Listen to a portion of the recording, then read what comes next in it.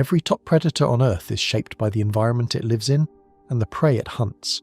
Some predators are flexible and can switch between different animals depending on what's available, while others are extremely specialized and focus on just a few prey species. Throughout time, humans have crossed paths with some of these dangerous predators capable of preying on them, and in certain times and places they actually did but usually don't see people as food. In this video we'll be looking at some of the predators that see humans as prey. Before we begin, let us know in the comments below where in the world you're watching from and what time it is there now. Now prepare for a journey back to the prehistoric era.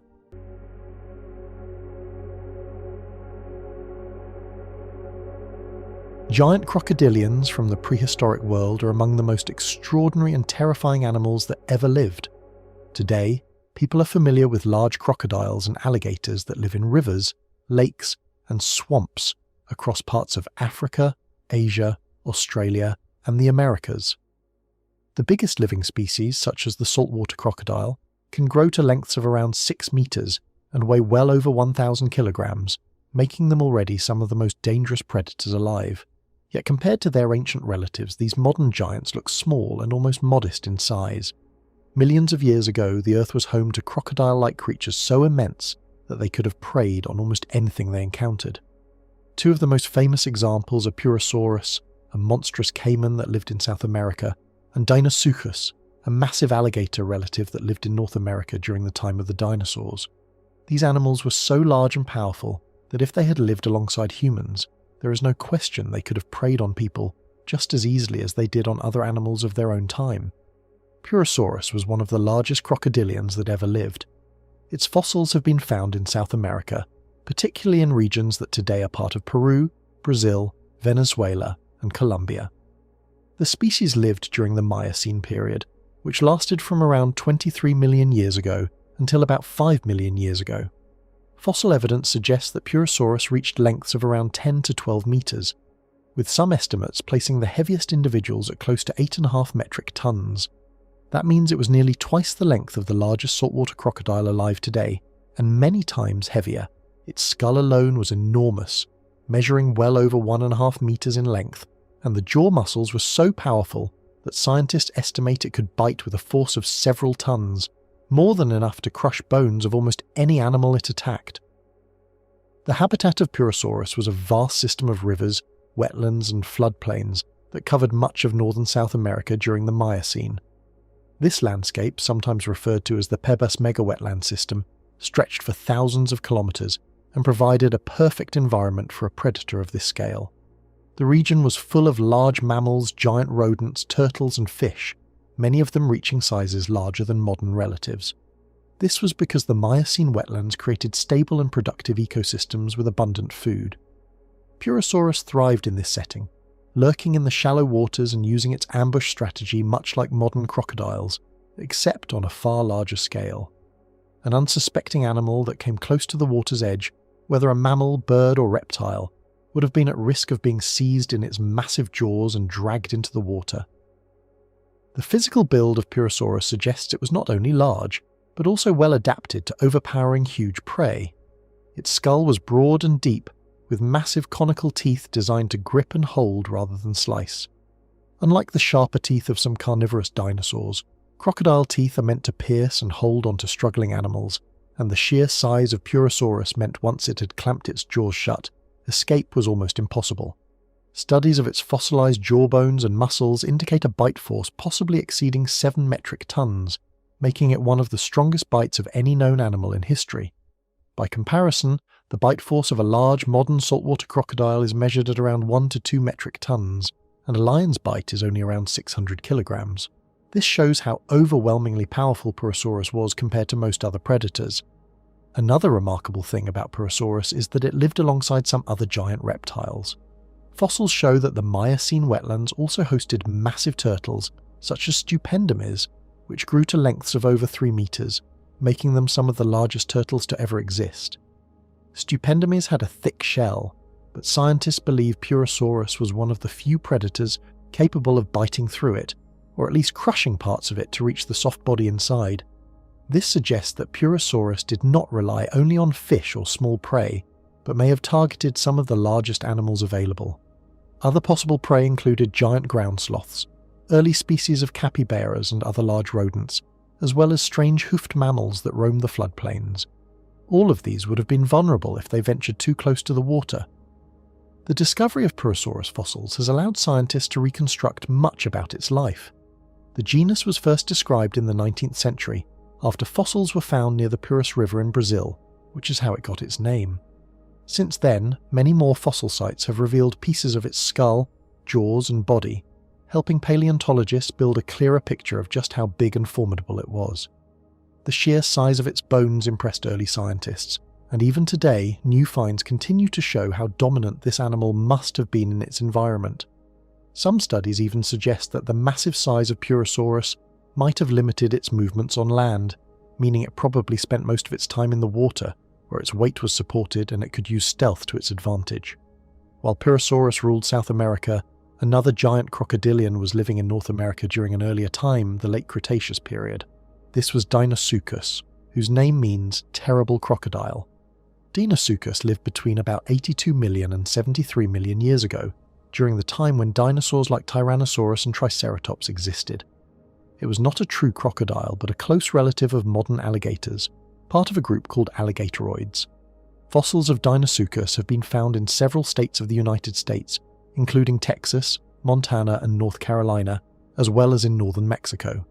This wide distribution shows that it lived in coastal regions, rivers and estuaries across much of North America. Deinosuchus was comparable in size to Purusaurus, though slightly different in build. Estimates suggest it reached lengths of around 10 to 12 meters, with some individuals possibly weighing up to 8 or even 9 metric tons. Its skull was massive, around 1.5 to 2 meters long, with very large, robust teeth. These teeth were not only pointed, but also thick and rounded, making them ideal for crushing. Paleontologists believe Deinosuchus was capable of preying on dinosaurs that came to the water's edge. Fossil evidence supports this idea. Some dinosaur bones have been found with tooth marks that match the size and shape of Deinosuchus' teeth. This suggests that the giant crocodilian attacked dinosaurs such as hadrosaurs, the large duck-billed plant-eaters that were common in late Cretaceous North America. The bite force of Deinosuchus has been estimated at levels similar to Purusaurus, several tons of pressure, enough to crush bones and shells. This fits with the evidence that it may have also eaten large turtles that lived in the same environments. In addition to being a predator, Deinosuchus might have been a scavenger as well, feeding on carcasses of dinosaurs and other animals. Its massive body would have required a lot of food, and in ecosystems full of large animals, it would have had many opportunities both to hunt and to scavenge.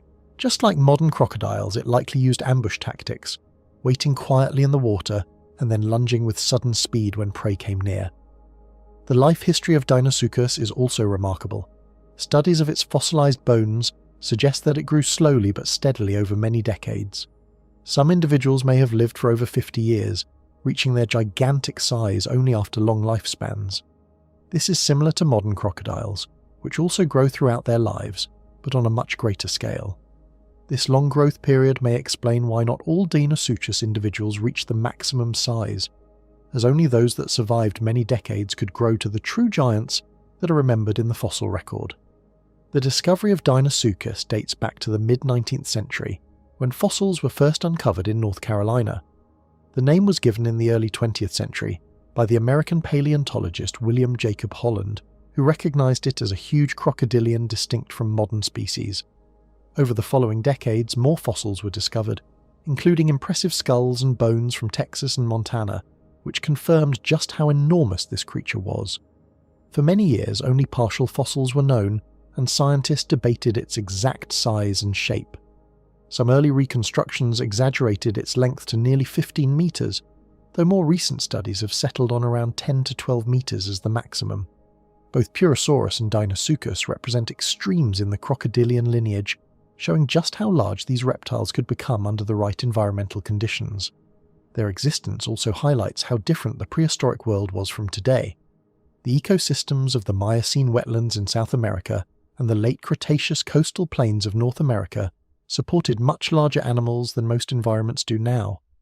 Abundant food, warm climates, and the lack of human interference allowed these giants to thrive. If humans had lived alongside them, survival would have been extremely difficult near rivers and swamps, since these predators could have easily ambushed people just as they did other animals. Even modern crocodiles, much smaller than Purusaurus or Deinosuchus, kill hundreds of people every year in regions where they live. Scaling this up to a predator twice the size shows how dangerous they would have been. The sheer scale of these animals raises fascinating questions about their behaviour and daily life. For example, how did such a massive animal as Purusaurus or Deinosuchus reproduce? Modern crocodiles lay eggs, and it is assumed that these giants did the same, but a nest for a 10-metre crocodilian would have been huge. A female Purusaurus might have guarded her eggs and hatchlings just like modern crocodiles do, though the survival rate of the young would have been low since many other predators would target eggs and small hatchlings. Still, the idea of a baby Purusaurus, only perhaps 30 centimetres long at birth, eventually growing into a 12-metre giant is extraordinary. This long growth and high mortality rate are typical of crocodilians, but on a scale unlike anything seen today.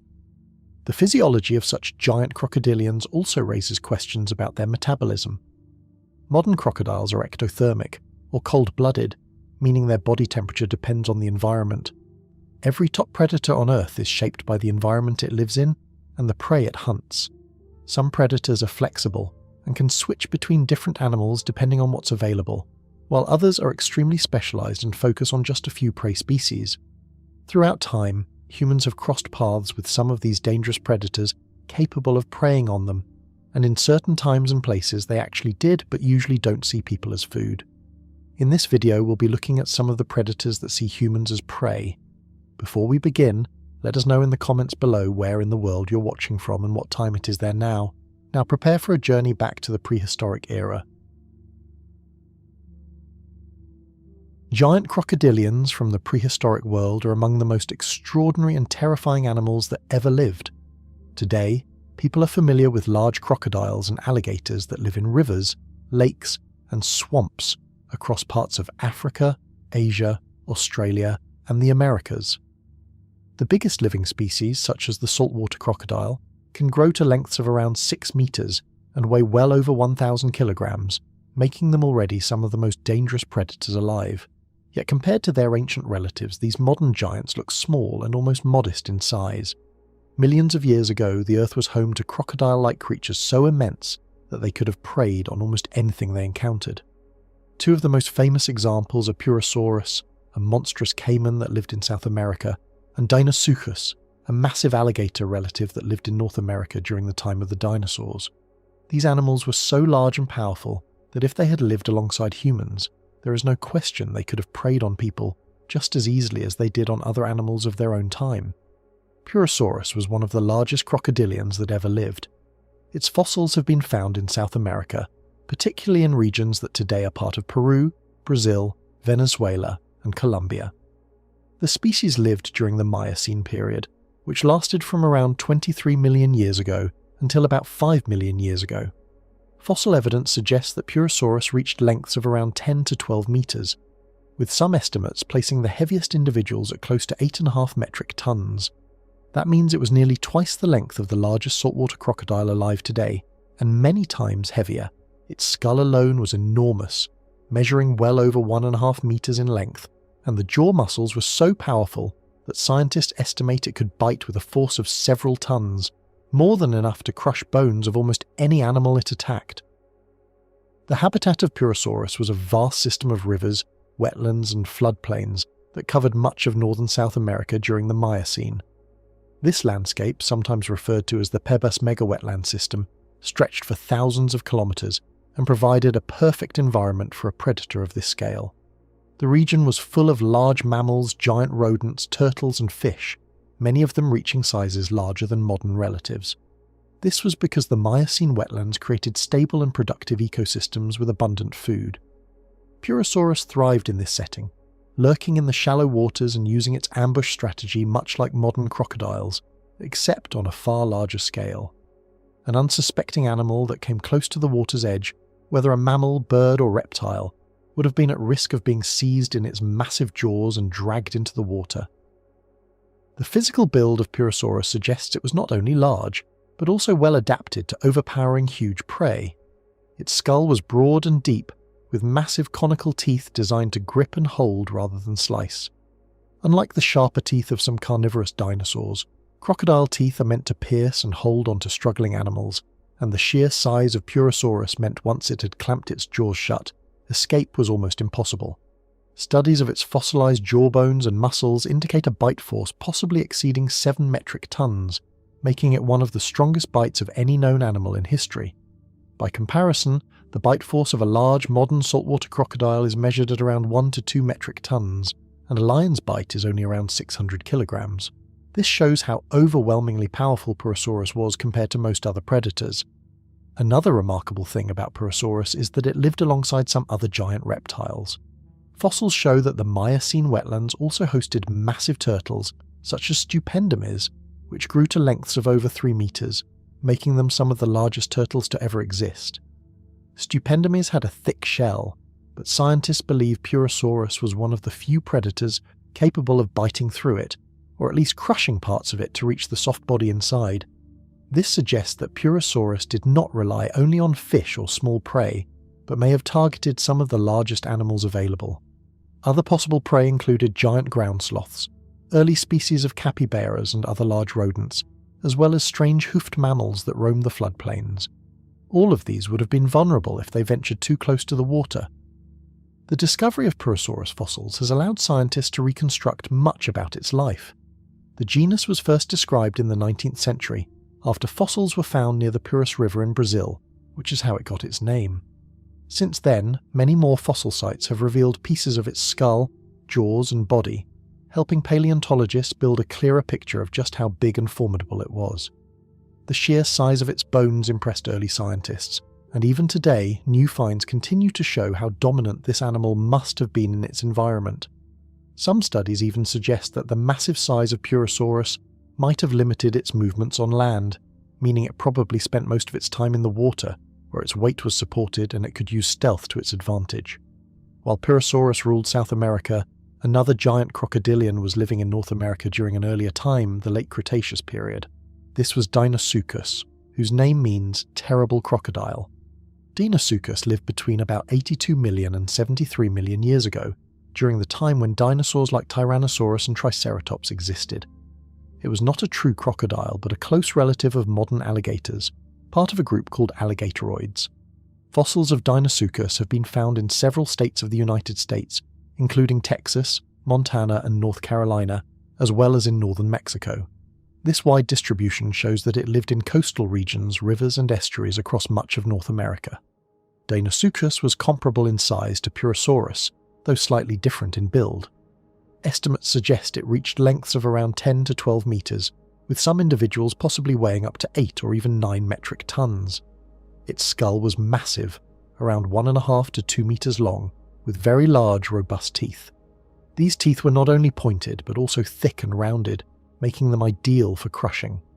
Paleontologists believe Deinosuchus was capable of preying on dinosaurs that came to the water's edge. Fossil evidence supports this idea. Some dinosaur bones have been found with tooth marks that match the size and shape of Deinosuchus' teeth. This suggests that the giant crocodilian attacked dinosaurs such as hadrosaurs, the large duck-billed plant-eaters that were common in late Cretaceous North America. The bite force of Deinosuchus has been estimated at levels similar to Purusaurus, several tons of pressure, enough to crush bones and shells. This fits with the evidence that it may have also eaten large turtles that lived in the same environments. In addition to being a predator, Deinosuchus might have been a scavenger as well, feeding on carcasses of dinosaurs and other animals. Its massive body would have required a lot of food, and in ecosystems full of large animals, it would have had many opportunities both to hunt and to scavenge. Just like modern crocodiles, it likely used ambush tactics, waiting quietly in the water and then lunging with sudden speed when prey came near. The life history of Deinosuchus is also remarkable. Studies of its fossilized bones suggest that it grew slowly but steadily over many decades. Some individuals may have lived for over 50 years, reaching their gigantic size only after long lifespans. This is similar to modern crocodiles, which also grow throughout their lives, but on a much greater scale. This long growth period may explain why not all Deinosuchus individuals reach the maximum size, as only those that survived many decades could grow to the true giants that are remembered in the fossil record. The discovery of Deinosuchus dates back to the mid-19th century, when fossils were first uncovered in North Carolina. The name was given in the early 20th century by the American paleontologist William Jacob Holland, who recognized it as a huge crocodilian distinct from modern species.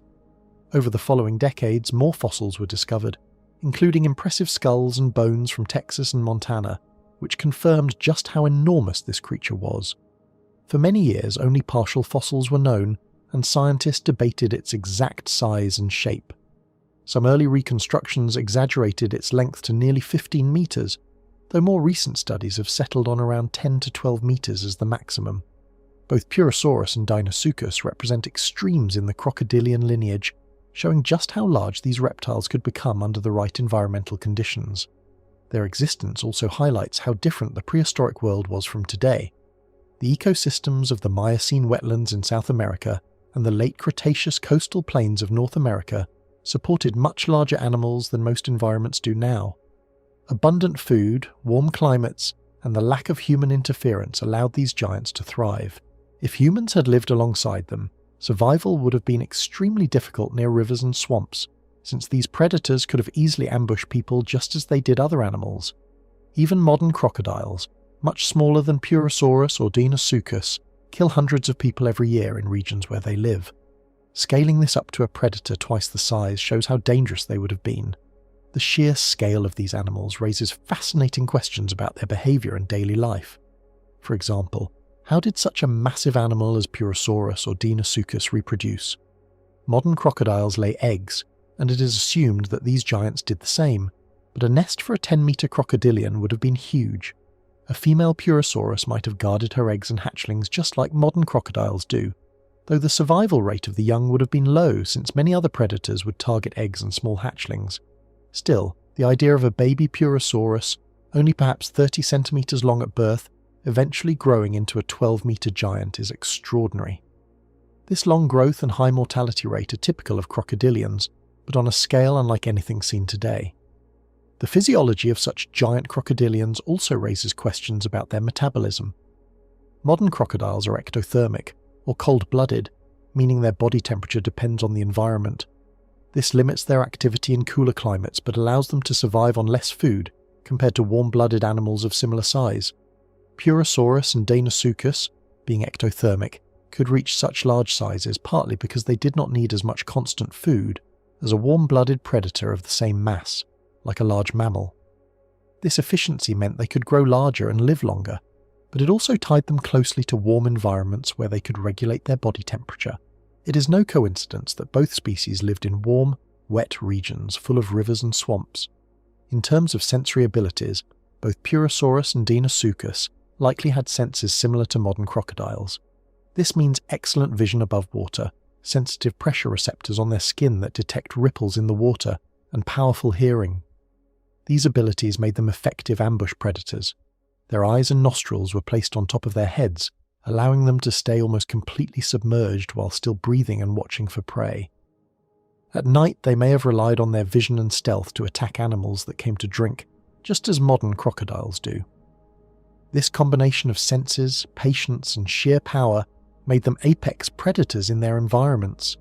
The fossil record continues to provide new details about these animals. For example, bite marks on fossilized bones help scientists confirm what they ate. Studies of Purusaurus skulls have revealed features that indicate how its muscles were arranged, allowing accurate estimates of its bite strength. Deinosuchus fossils have been found alongside remains of large turtles and dinosaurs, reinforcing the idea that it was capable of preying on even the largest creatures of its time. Each new discovery helps fill in the picture of how these giants lived and how they shaped their ecosystems. The comparison between these ancient crocodilians and modern ones is striking. Today, the largest saltwater crocodiles are already considered among the most dangerous predators on Earth, and their size is enough to attack humans, buffalo, and even sharks. Yet Purusaurus and Deinosuchus were far beyond that in scale. If a saltwater crocodile is intimidating at 6 meters, imagine a crocodilian nearly twice as long, weighing several times more, with jaws that could crush bones with ease. These animals truly represent the upper limit of what crocodilians could achieve in terms of size and predatory power. Saber-toothed hyenas were among the strangest and most fearsome animals that once walked the earth. They no longer exist today, but millions of years ago they lived across wide regions of Africa and Asia. Their name already sparks curiosity, because when most people think of saber-toothed animals, they think of the famous saber-toothed cats such as Smilodon. Yet, these hyenas were not cats at all, but powerful relatives of modern hyenas that carried a strange mix of features which made them deadly hunters. If humans had lived alongside them, these animals would have been highly dangerous to us, just as lions, tigers, and spotted hyenas are dangerous today. They were perfectly built to chase, crush, and kill prey, and their adaptations made them unlike anything that survives in the present world. To better understand the saber-toothed hyenas, it helps to look at their place in the family of carnivorous mammals. Today, the hyena family has only 4 living species: the spotted hyena, the striped hyena, the brown hyena, and the aardwolf. These are found mostly in Africa, with some spreading into parts of Asia and the Middle East. But in the past, hyenas were far more diverse. They appeared in the fossil record about 25 million years ago during the Miocene period. From that time until today, more than 70 species of hyenas have been identified by paleontologists. Some were small, scavenger-like animals, while others were giant bone-crushing predators that hunted in groups. The saber-toothed hyenas were among the most unusual members of this group. The scientific name of the saber-toothed hyenas is Pachyrhacota, with the most famous species being Pachyrhacota brevirostris. The name Pachyrhacota means thick hyena, which gives a good idea of its size and build. Pachyrhacota brevirostris was the largest hyena to ever exist. Fossils of this species show that it stood almost 1 meter tall at the shoulder, which is about the same height as a large modern wolf or a medium-sized lioness. Its body length reached up to 2 meters, and when fully grown it could weigh as much as 200 kilograms. This is more than twice the weight of the biggest spotted hyenas alive today. With such a large size, Pachyrhacota brevirostris was a true giant among hyenas, and certainly capable of bringing down large prey. The saber teeth of these hyenas were not as long or as curved as those of the saber-toothed cats. Instead, they had very large and thick upper canines that extended well beyond the rest of their teeth. These canine teeth were robust, slightly flattened, and sharp enough to pierce flesh and hold on to struggling prey. Combined with their powerful jaws, these teeth could crush bones and tear meat with ease. Their skulls were massive, with deep jaws and broad surfaces for the attachment of strong chewing muscles. In fact, the bite force of Pachyrhacota was likely greater than that of most big cats alive today. They could snap bones open to get to the nutritious marrow inside, something modern hyenas are famous for. But Pachyrhacota's larger size meant it could break even the biggest bones of large animals such as ancient horses, bison, or young elephants. Fossils of saber-toothed hyenas have been found in many places across Africa, Europe, and Asia. The species lived roughly between 1.5 million years ago and about 500,000 years ago during the Pleistocene epoch. This was the same time when many large Ice Age mammals roamed the land, such as woolly mammoths, woolly rhinoceroses, giant deer, cave lions, and many other impressive animals. The world of Pachyrhacota was full of opportunity, since there were herds of prey animals migrating across the plains, but also full of competition, since it shared the land with saber-toothed cats, lions, leopards, wild dogs, and early humans. To survive in this environment, the saber-toothed hyena had to be strong, adaptable, and ready to face fierce rivals. One of the fascinating things about Pachyrhacota brevirostris is how it hunted and fed. Modern spotted hyenas are well known for being both hunters and scavengers. They often chase down prey in packs, but they also steal kills from lions and other predators. Pachyrhacota may have used similar strategies, but its massive size suggests it was less of a long-distance runner and more of an ambush hunter or a scavenger of very large carcasses. Its heavy bones and powerful build were not made for speed. Instead, they were made for strength and endurance. This animal could chase a wounded prey for a short distance and bring it down with its sheer strength, or it could arrive at a carcass already killed by another predator and take over the meal using its superior size and crushing jaws. Evidence from fossil sites supports the idea that Pachyrhacota was a strong scavenger. In places such as Spain, scientists have found caves filled with bones that were cracked open in ways consistent with hyena feeding. Many of these bones show signs of having been dragged and chewed, suggesting that Pachyrhacota collected carcasses in dens, much like modern hyenas do. Some fossil sites even look like ancient boneyards, where Prehistory may have lived and raised young, bringing back pieces of meat and bone to feed their cubs. This social behaviour is still common among spotted hyenas today. The presence of Prehistory in Africa and Asia also meant that it crossed paths with early humans and human relatives, unlike today's omnivorous bears that eat both plants and animals. However, it is still possible that it ate berries, roots, or other foods when available, because very few animals are completely one-sided in their diet. The extinction of the short-faced bear left an open space in the ecosystems of North America. After they disappeared, other predators such as grizzly bears, wolves, and later humans filled the gap. Today, the brown bear and the polar bear are the closest relatives to these ancient giants, but they are not direct descendants. Instead, the short-faced bear belonged to a separate lineage within the bear family, and its disappearance ended that unique branch of evolution. Some related species of short-faced bears survived in South America for longer. In fact, the genus Arctotherium lived there, and some of those species also grew to enormous sizes, rivaling or even exceeding the size of Arctodus simus. Fossils of Arctotherium angustidens, a South American giant, suggest that it may have been even heavier, perhaps up to 1,500 kilograms, which is more than 3,000 pounds. These southern giants lived alongside early human populations in South America, which means they too may have been feared predators. The story of the short-faced bear is a reminder of how different the world was during the Ice Age. The landscapes of North America were shaped by massive animals, and survival for humans depended on constant awareness of the dangers around them.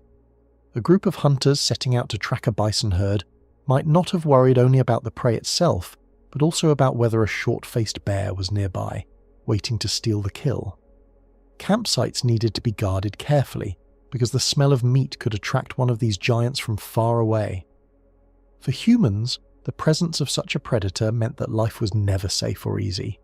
The fossil record also helps us understand just how widely these bears spread.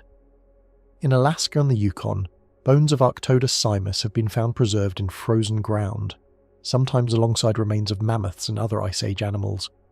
In places such as Ohio, Kentucky, and Tennessee, caves have revealed skeletons of short-faced bears that may have used them as dens. The widespread nature of these fossils shows that they were successful for a long time, spreading across thousands of kilometers of land. For hundreds of thousands of years, they were among the dominant carnivores of the continent. When considering their power, it is worth imagining what a confrontation between humans and a short-faced bear might have been like. A human armed with a spear tipped in stone might stand no chance alone. Only with cooperation, planning, and courage could a group of humans hope to drive away or kill such a beast. It is very likely that most encounters ended with humans fleeing rather than fighting. Over time, however, human skills improved, weapons became more effective, and organised hunting groups may have been able to kill even large predators. This gradual shift in balance may have contributed to the eventual decline of Arctodus.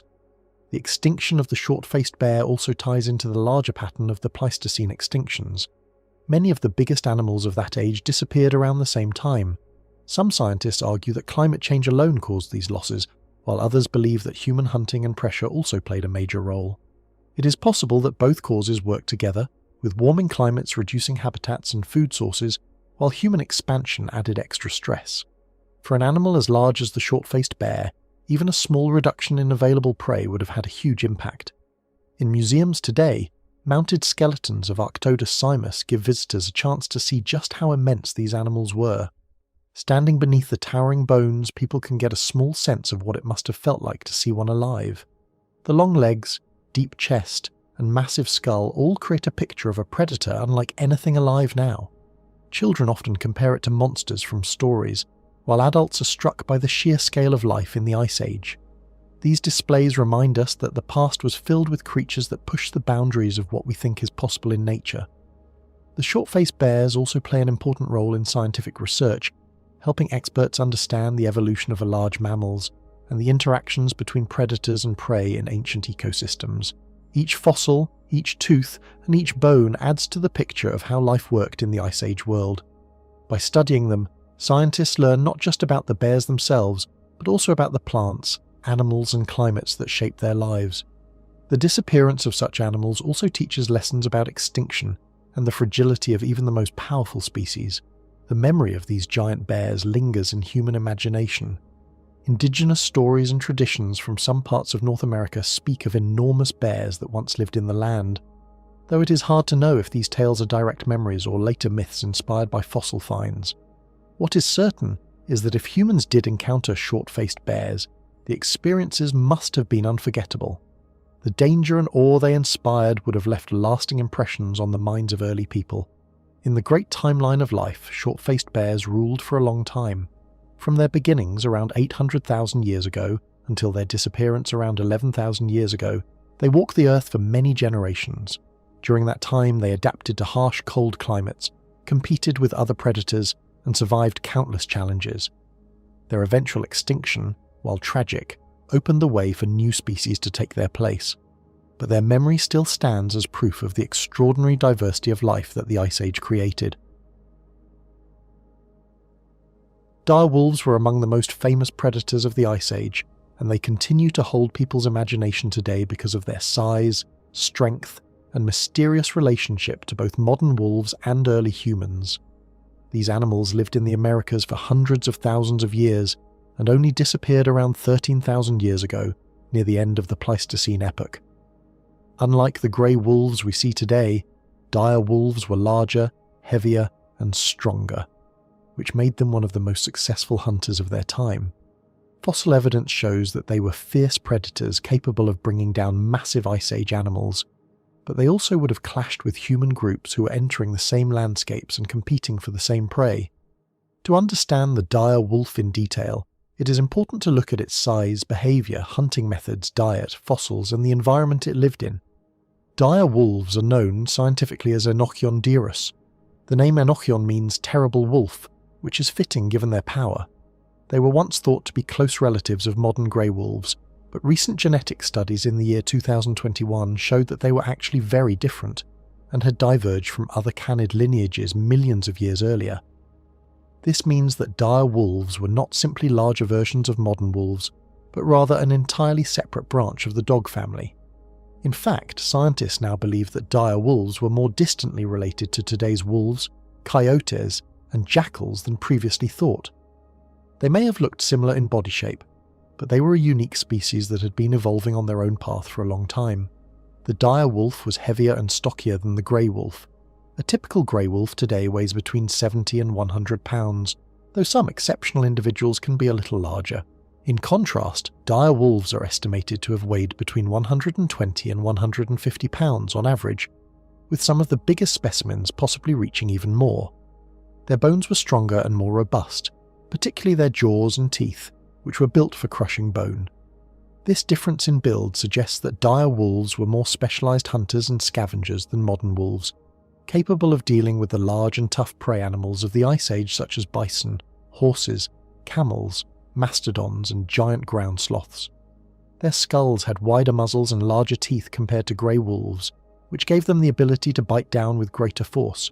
Fossils of dire wolves have been found across North America and even parts of South America. They range from Canada all the way down to Bolivia, and their presence in such wide areas shows that they were highly adaptable predators. However, most of the best fossil evidence comes from the La Brea tar pits in Los Angeles, California, where thousands of dire wolf bones have been preserved in the sticky asphalt deposits. More than 4,000 individual dire wolves have been found there, making them one of the most common animals discovered in those pits.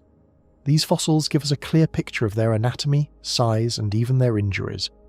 Many skeletons show broken teeth, healed fractures, and signs of wear, which indicate that these animals lived rough and dangerous lives. One of the most striking things about dire wolves is their teeth. Their carnassial teeth, which are the large cutting teeth near the back of the mouth, were particularly powerful and adapted for shearing meat and cracking bones. Unlike modern grey wolves, which sometimes avoid eating too much bone, dire wolves seem to have relied heavily on it. This can be seen in the wear patterns of their teeth, which show heavy use against hard surfaces. It is possible that dire wolves had a diet similar to modern hyenas, combining active hunting with bone-crushing scavenging. By breaking open bones, they could reach the nutritious marrow inside, giving them a crucial advantage during times when meat was scarce. The environment of the dire wolf was the Ice Age landscape of the Americas. This period, also called the Pleistocene, lasted from about 2.5 million years ago to around 11,700 years ago. It was a time of great changes, with huge glaciers covering much of North America during colder periods and then retreating during warmer times. The animals that lived during this time included mammoths, mastodons, giant bison, saber-toothed cats, American lions, and giant ground sloths. These large animals, called megafauna, provided plenty of food for predators like dire wolves. However, they also meant that dire wolves faced competition from other powerful carnivores. The saber-toothed cat, Smilodon fatalis, is often thought of as their main competitor, as fossils of both animals have been found together at La Brea. When humans began spreading across the Americas, they entered into the world of the dire wolves. The earliest humans are believed to have arrived in North America at least 15,000 years ago, and perhaps even earlier according to some discoveries. This means that for thousands of years humans and dire wolves shared the same landscapes. Both species were hunters that targeted large herbivores such as bison, horses, and possibly young mammoths. This overlap in prey would have created competition. Humans, armed with weapons and hunting strategies, would have been rivals to dire wolves. In some cases, dire wolves might have preyed on humans themselves, especially if they encountered small groups or individuals. While there is no direct fossil evidence of humans being killed by dire wolves, it is reasonable to think that such encounters happened occasionally, just as modern wolves have been known to attack people under certain conditions. The social behaviour of dire wolves can be studied by comparing them to modern wolves and by looking at the evidence from fossils. Like grey wolves, dire wolves are believed to have lived and hunted in packs. Hunting in groups would have given them the ability to take down much larger prey than a single wolf could manage. The discovery of many individuals together in the La Brea tar pits also supports the idea that they worked in groups, since whole packs might have been trapped while trying to feed on struggling animals caught in the sticky asphalt. Injuries that healed over time in some skeletons also suggest social living, because injured animals may have survived thanks to the support of their pack. Pack hunting would have made dire wolves formidable predators that could rival even saber-toothed cats in power. Dire wolves disappeared around the same time as many other large Ice Age animals in what is known as the Quaternary extinction event. This wave of extinctions happened about 13,000 to 11,000 years ago and wiped out many species of megafauna in the Americas. The exact reason for the extinction of dire wolves is still debated by scientists. Some believe that climate change at the end of the Ice Age reduced the number of large herbivores, which were the main food source for dire wolves. Others think that the arrival of humans played a role, since humans were hunting many of the same animals and may also have directly competed with or hunted dire wolves. It is likely that a combination of these factors caused their decline. The dire wolf has also left a mark on culture and imagination. Because their remains are so common in fossil sites, and because of their imposing size, they have often been used in stories, books, and television shows as symbols of strength and danger. In recent years, they became especially well known because of their appearance in popular fantasy stories, which presented them as oversized, almost mythological wolves. While those versions were much larger than the real animals, the actual dire wolves were impressive enough without exaggeration. When looking at the dire wolf from a scientific perspective, one of the most fascinating discoveries came in the year 2021, when researchers sequenced ancient DNA from dire wolf fossils. This study revealed that dire wolves had been separated from the ancestors of grey wolves for about 5.5 million years, which is much longer than previously thought. This long separation explains why dire wolves did not interbreed with grey wolves, coyotes, or dogs, even though they lived alongside them. In fact, there is no genetic evidence of any mixing between dire wolves and other canids, which is unusual because wolves, coyotes, and dogs often interbreed even today. This suggests that dire wolves were genetically isolated, and that isolation may have been one reason they eventually died out while grey wolves survived. Dire wolves were also slightly different in shape compared to grey wolves. They had shorter legs, which would have made them less suited for long-distance running. Instead, they were built for strength and power at close range. This body shape fits with the idea that they targeted large, slow-moving prey rather than chasing fast animals over long distances. Their heavy build, strong jaws, and powerful bite all point to a predator that relied on brute strength and teamwork rather than speed and agility. Some fossils even give us hints about their appearance. While no preserved fur or skin of dire wolves has been found, scientists can make educated guesses by looking at their close relatives.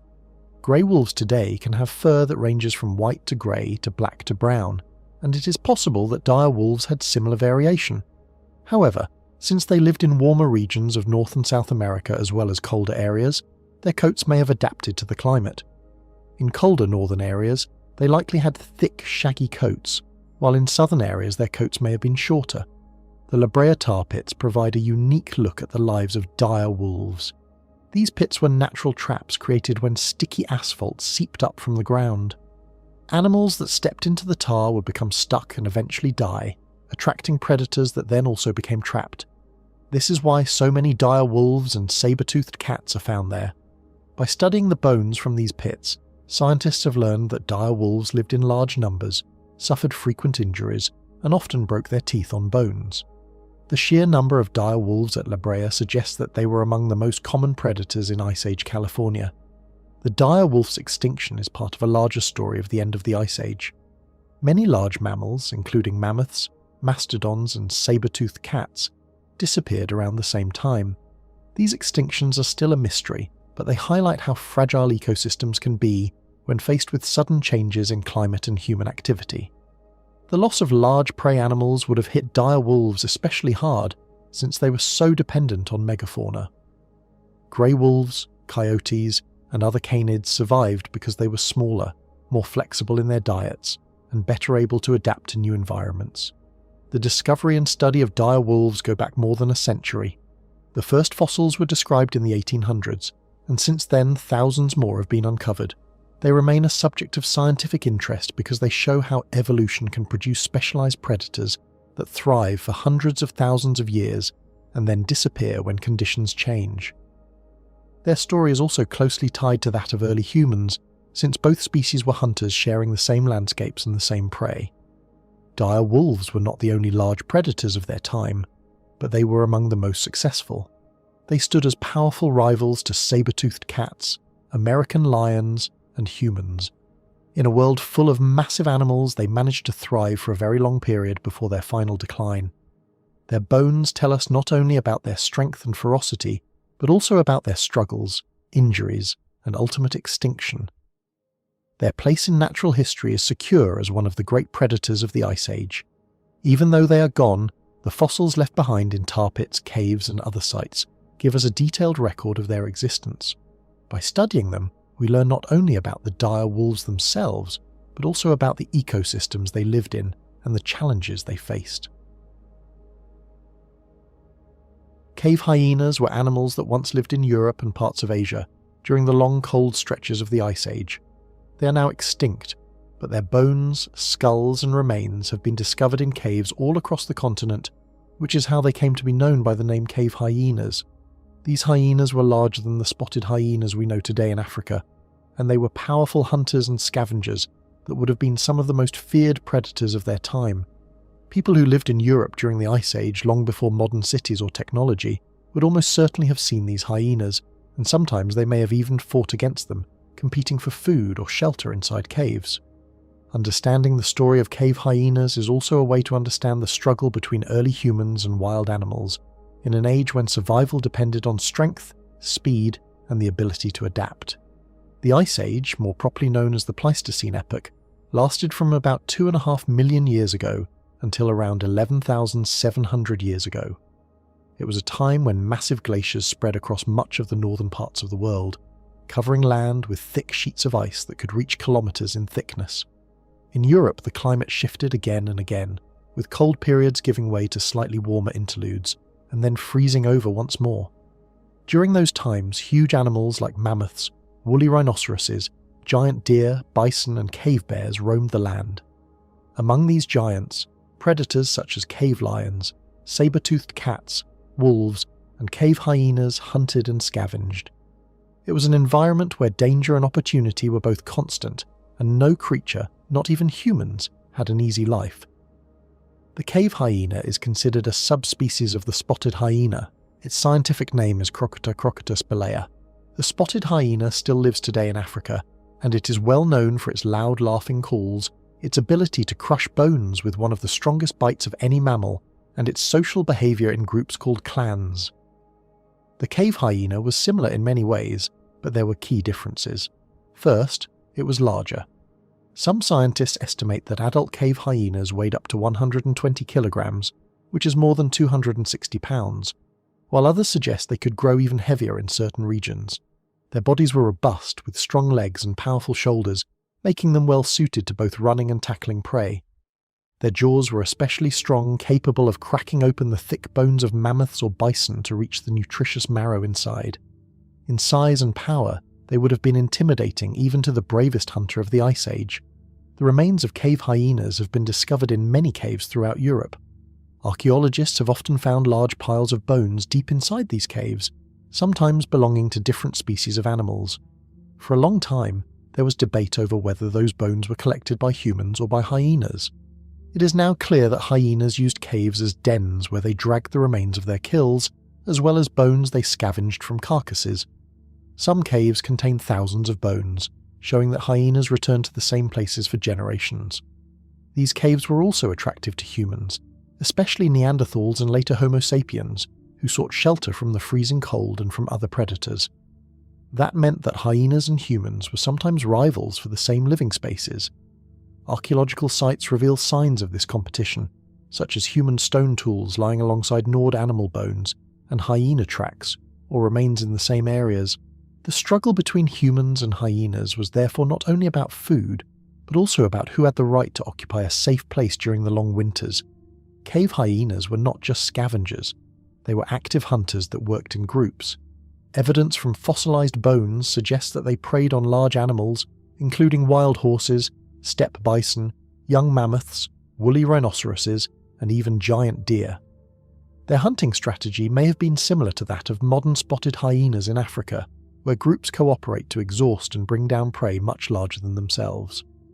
In the open grasslands of Ice Age Europe, hyenas would have chased animals until they tired, biting at their flanks and using teamwork to finish the kill.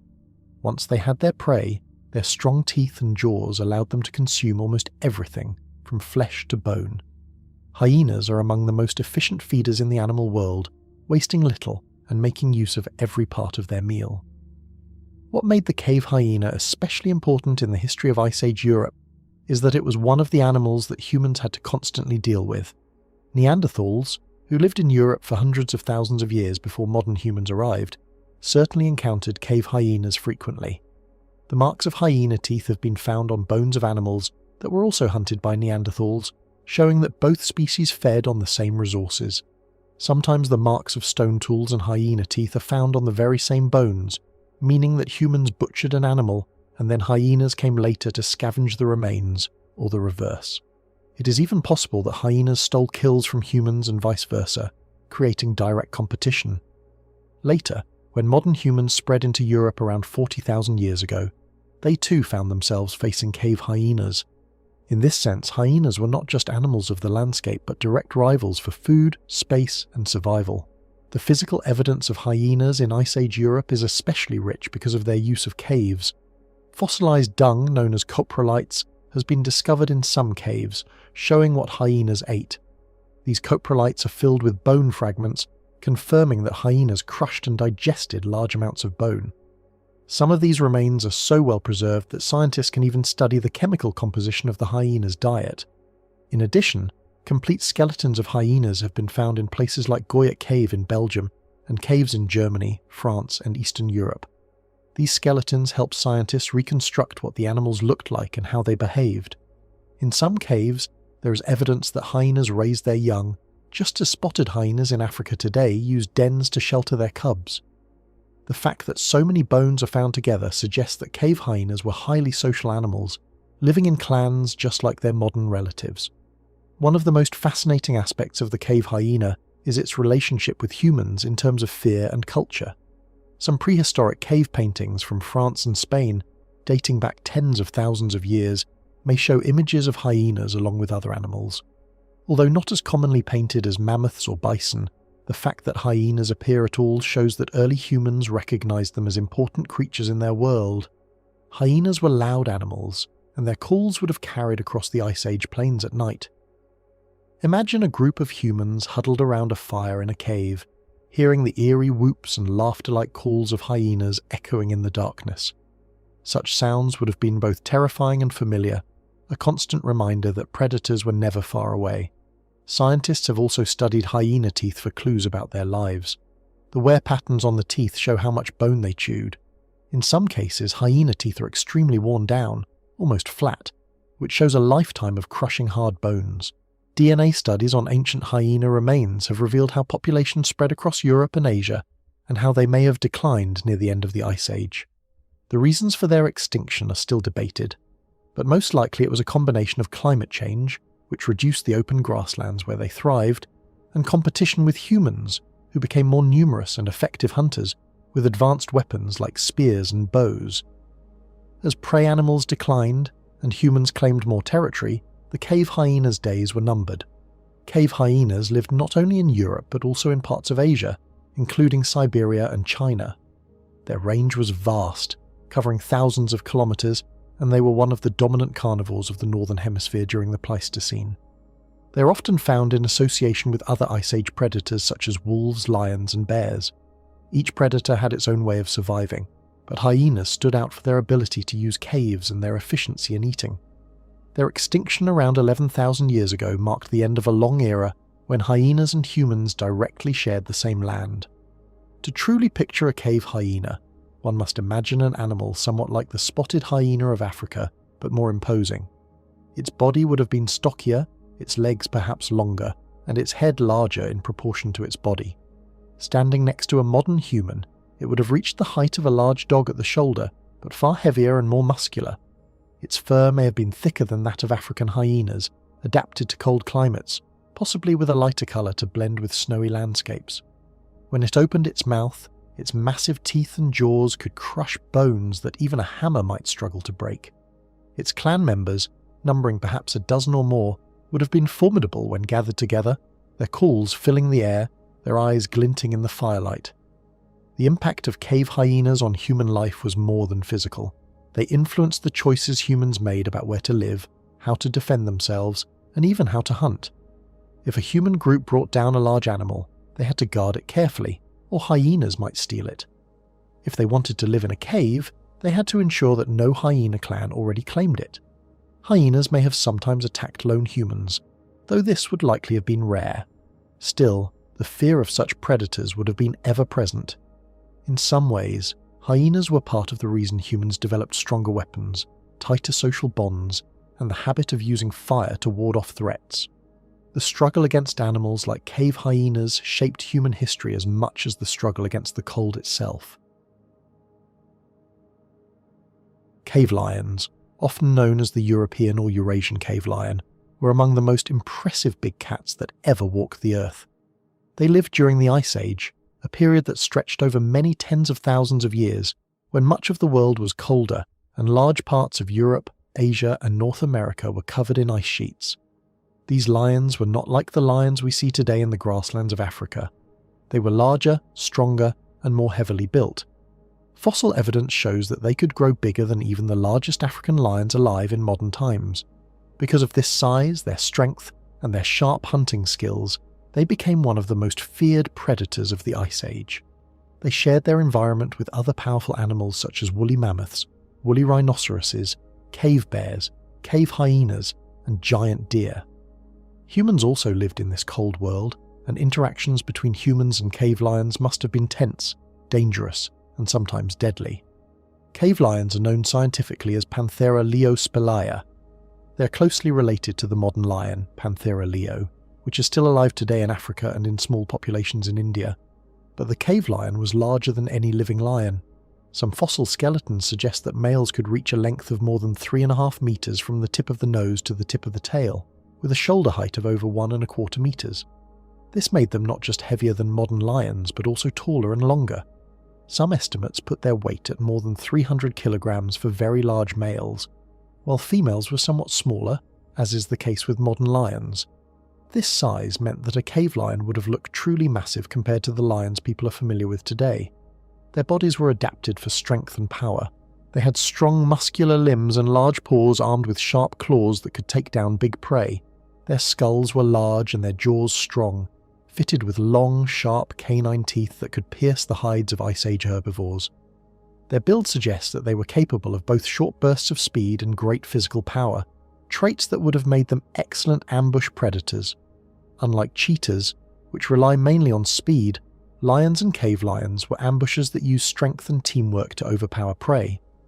Fossil footprints and hunting patterns suggest that cave lions may have sometimes hunted in groups, though there is still debate about whether they were social in the same way as modern lions.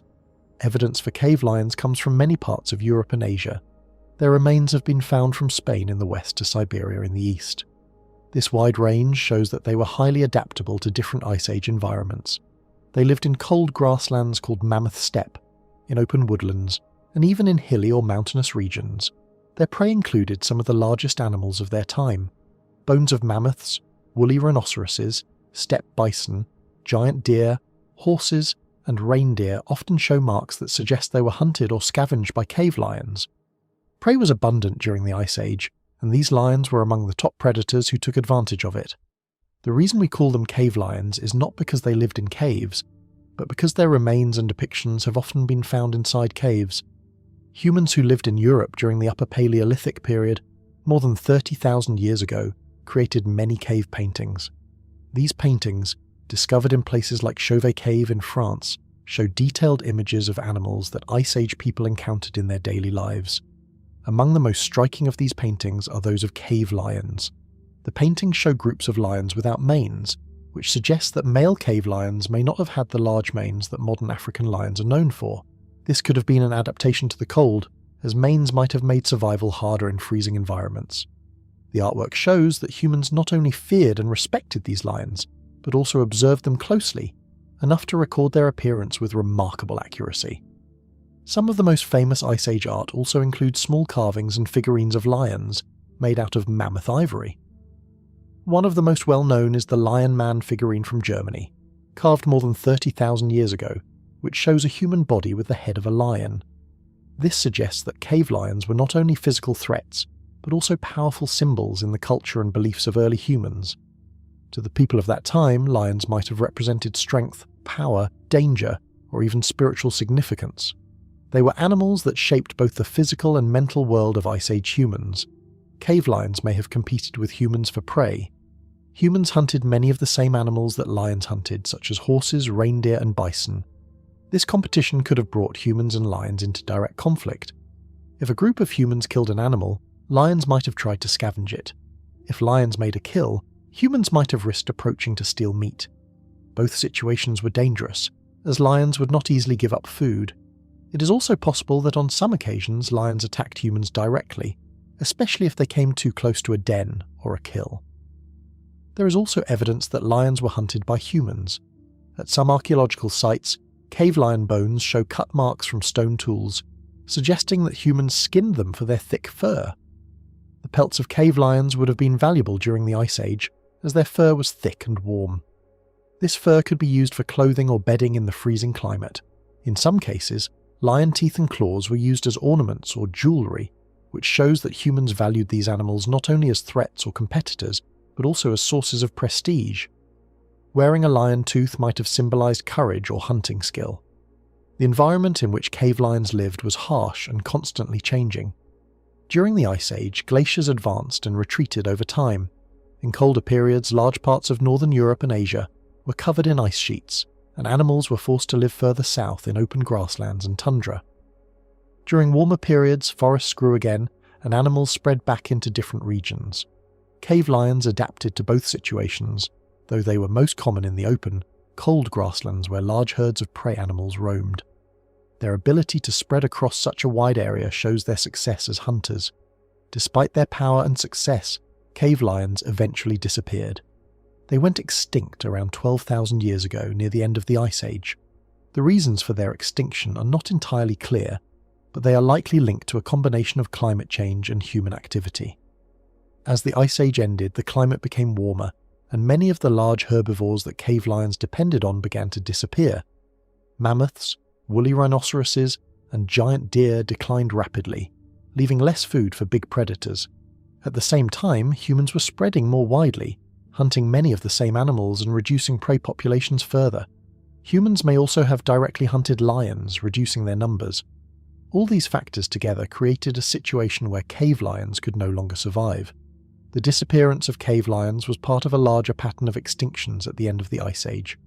Many giant animals known as megafauna, such as mammoths, giant ground sloths, saber-toothed cats, and giant bison, also went extinct in the same period.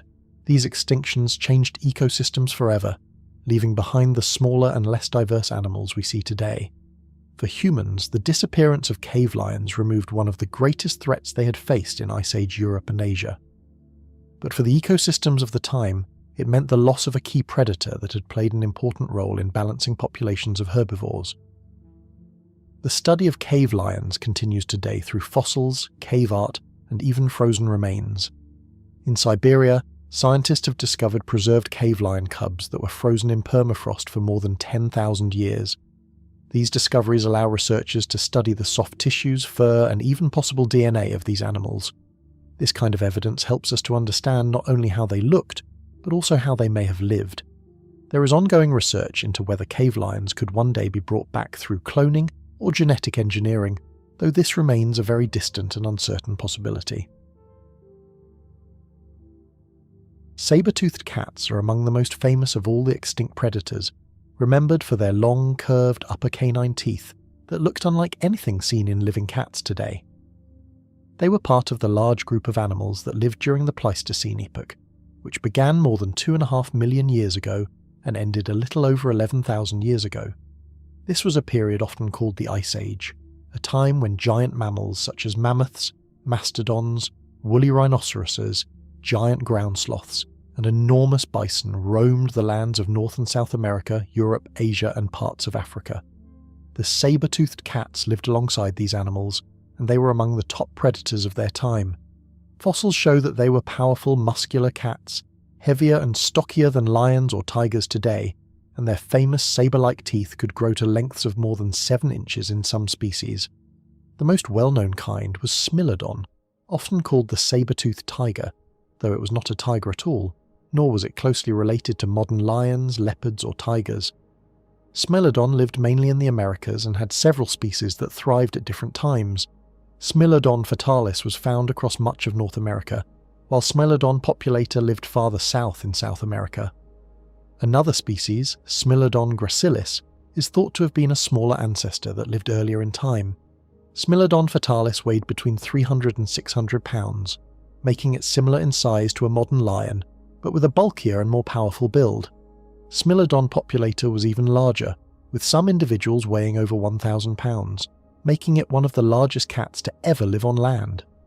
These cats had extremely strong front legs and muscular shoulders, which helped them wrestle and pin down prey much larger than themselves. Unlike modern lions or cheetahs, they were not built for long chases. Their short, stocky legs and heavy frames suggest they were ambush hunters, lying in wait in tall grass or dense woodland until an animal came close, then launching a sudden and powerful attack. The most striking feature of these cats was, of course, their saber-like canines. In Smilodon, these teeth could reach 7 inches in length, curving gently downward and flattened from side to side like knives. Paleontologists have long debated exactly how these teeth were used. They were too long and delicate to be used in the same way as a lion's biting teeth, which crush into the throats of prey to suffocate them. Instead, most scientists now believe that saber-toothed cats used their strong forelimbs to immobilize prey and then delivered precise killing bites to soft areas such as the throat or belly. Once the prey was pinned, the saber teeth could slice deeply into blood vessels or vital organs, leading to a quick death. Fossil evidence suggests that these cats often targeted very large herbivores, including bison, horses, camels, mastodons, and ground sloths.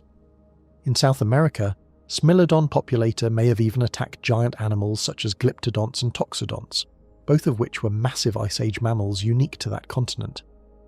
The Pleistocene was also the period when early humans and their ancestors were spreading across the globe. By the time Smilodon fatalis roamed North America, humans of the species Homo sapiens had already reached the continent or were beginning to approach it, while earlier hominins had long been present in Africa and Eurasia during the reign of other saber-toothed cats like Homotherium. This meant that there was a real overlap between humans and these deadly predators. Fossils of saber-toothed cats have been found in areas that were also inhabited by humans, such as caves, river valleys, and open plains where game animals were abundant. It is very likely that these cats sometimes preyed on humans, or at least saw them as competition for the same animals. Smilodon, with its incredible strength and killing tools, would have been more than capable of killing a human, especially if it caught one alone or unarmed.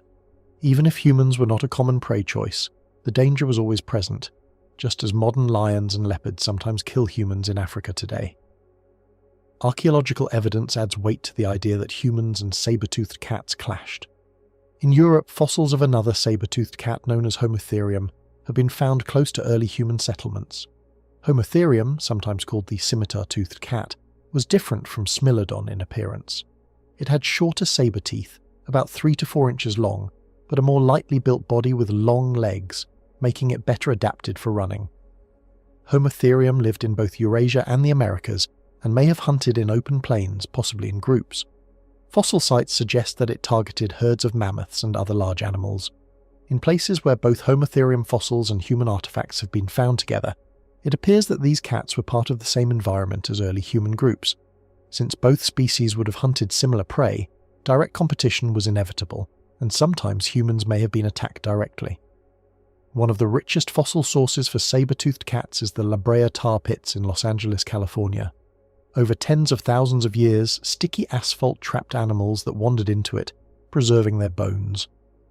Among the thousands of fossils found, there are the remains of more than 2,000 Smilodon individuals, ranging from young cubs to full-grown adults. These fossils show just how common these cats were in Ice Age North America. The tar pits reveal something else as well. Saber-toothed cats often approached animals that were already stuck in the tar, thinking they were easy prey. In trying to attack or scavenge, the cats themselves became trapped. This shows that they were willing to approach situations that appeared risky, perhaps driven by hunger or competition. Humans living in the region would have been very aware of these dangerous predators, and they may even have scavenged meat from tar-trapped animals while being on guard for saber-tooths. The relationship between humans and saber-toothed cats was not simply one of prey and predator. Humans were tool users and social animals, and by the late Pleistocene they had weapons such as spears tipped with stone points. This meant that while humans were at risk from saber-toothed cats, they were also capable of defending themselves and even hunting the cats if necessary. There is evidence from bones that some saber-toothed cats suffered injuries that may have been caused by human weapons. It is not hard to imagine that human groups, travelling in numbers, would have been difficult for even the largest Smilodon to attack. Instead, the cats likely targeted individuals who were alone, or children who had strayed from their groups, much like how modern lions and leopards sometimes target weaker individuals today. Still, the fear and respect humans must have had for these predators would have been immense. The extinction of saber-toothed cats happened at the end of the Pleistocene, around 11,000 years ago, during a wave of extinctions that wiped out many of the giant mammals of the Ice Age. The exact reasons are still debated. Climate change at the end of the Ice Age caused major shifts in vegetation, which in turn affected the populations of large herbivores that cats like Smilodon depended on. As prey became scarcer, competition increased, and the massive saber-tooths may have found it hard to survive. Human hunting may also have played a role. As humans spread across the Americas, they hunted many of the same animals that saber-toothed cats relied upon, further reducing prey numbers. Humans may also have directly hunted the cats, seeing them as both threats and competitors. Whatever the combination of factors, the result was that by the start of the Holocene epoch, these mighty cats were gone forever. Despite their extinction, saber-toothed cats left behind a wealth of information for scientists.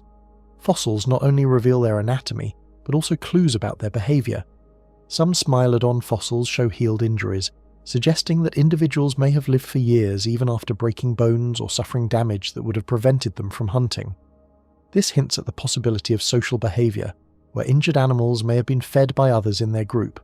If true, it would mean that Smilodon was not a solitary hunter like tigers today, but lived in small prides or family groups, more like lions.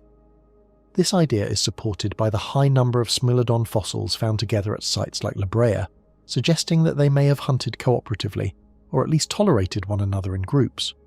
Homotherium, on the other hand, seems to have been even more social, with some evidence pointing to pack-like hunting strategies. Its lighter build and faster body suggest it may have chased prey across open ground rather than relying on ambush. Its range was vast, covering parts of Africa, Eurasia and the Americas, making it one of the most widespread saber-toothed cats. For early humans living in Europe and Asia, Homotherium would have been a constant presence. Cave art dating back tens of thousands of years includes possible depictions of cats with saber-like teeth, showing that humans observed and remembered them. These ancient drawings may be among the earliest human records of encounters with the predators. In ecosystems filled with giant herbivores, saber-toothed cats were the ultimate hunters, capable of bringing down animals that even lions and tigers today would hesitate to attack. Their presence would have influenced the behavior of prey animals, pushing herds to be more cautious and defensive. For humans, the threat of saber-toothed cats may have encouraged greater cooperation and the use of weapons for defense. The fear of being hunted by these cats was real, and it may have played a role in shaping the survival strategies of our ancestors. The legacy of saber-toothed cats also lives on in the fascination they continue to inspire. Their fossils have been found on multiple continents, reminding us that they were once among the most successful carnivores on Earth. Their unusual teeth, their immense size, and their connection to the human story during the Ice Age give them a place of special importance in the history of life. Giant constrictor snakes have long captured the imagination and fear of people, not only because of their size, but also because of the rare yet real possibility that they can attack and swallow a human being.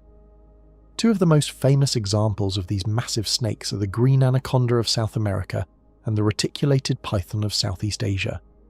Both of these snakes are among the largest in the world, and stories about them have been told for centuries. While most snakes pose no danger to people at all, these two giants have been known in very rare cases to kill humans, and there are even records of them swallowing people whole. To understand this better, one must look at their biology, their hunting habits, their strength, and their history with humans across time. The green anaconda, known to science as Eunectes murinus, is the heaviest and one of the longest snakes in the world. It lives mainly in the swamps, rivers, and flooded forests of South America, especially in countries like Brazil, Venezuela, Colombia, Ecuador, Peru, and Bolivia. Unlike many other snakes that prefer drier areas, the anaconda thrives in water. In fact, water is the main reason it can grow to such an incredible size, because the weight of its body is supported by the water around it, allowing it to move more easily despite its massive bulk. The average green anaconda is already impressive, measuring about 15 to 20 feet in length, which is between 4 and 6 meters, and weighing more than 100 pounds. However, there have been much larger individuals. The largest reliable record suggests some anacondas can reach lengths of 25 to nearly 30 feet, which is about 7 to 9 meters, and weights of over 500 pounds, which is more than 200 kilograms. Local legends and unverified reports sometimes speak of anacondas as long as 40 feet, though such sizes have never been confirmed by science. The reticulated python, Python reticulatus, holds the title of the longest snake in the world. Native to countries such as Indonesia, Malaysia, Thailand, the Philippines, and parts of Vietnam, it has been known to grow longer than any other snake on Earth. While the average reticulated python measures about 10 to 20 feet, the largest individuals can grow much longer.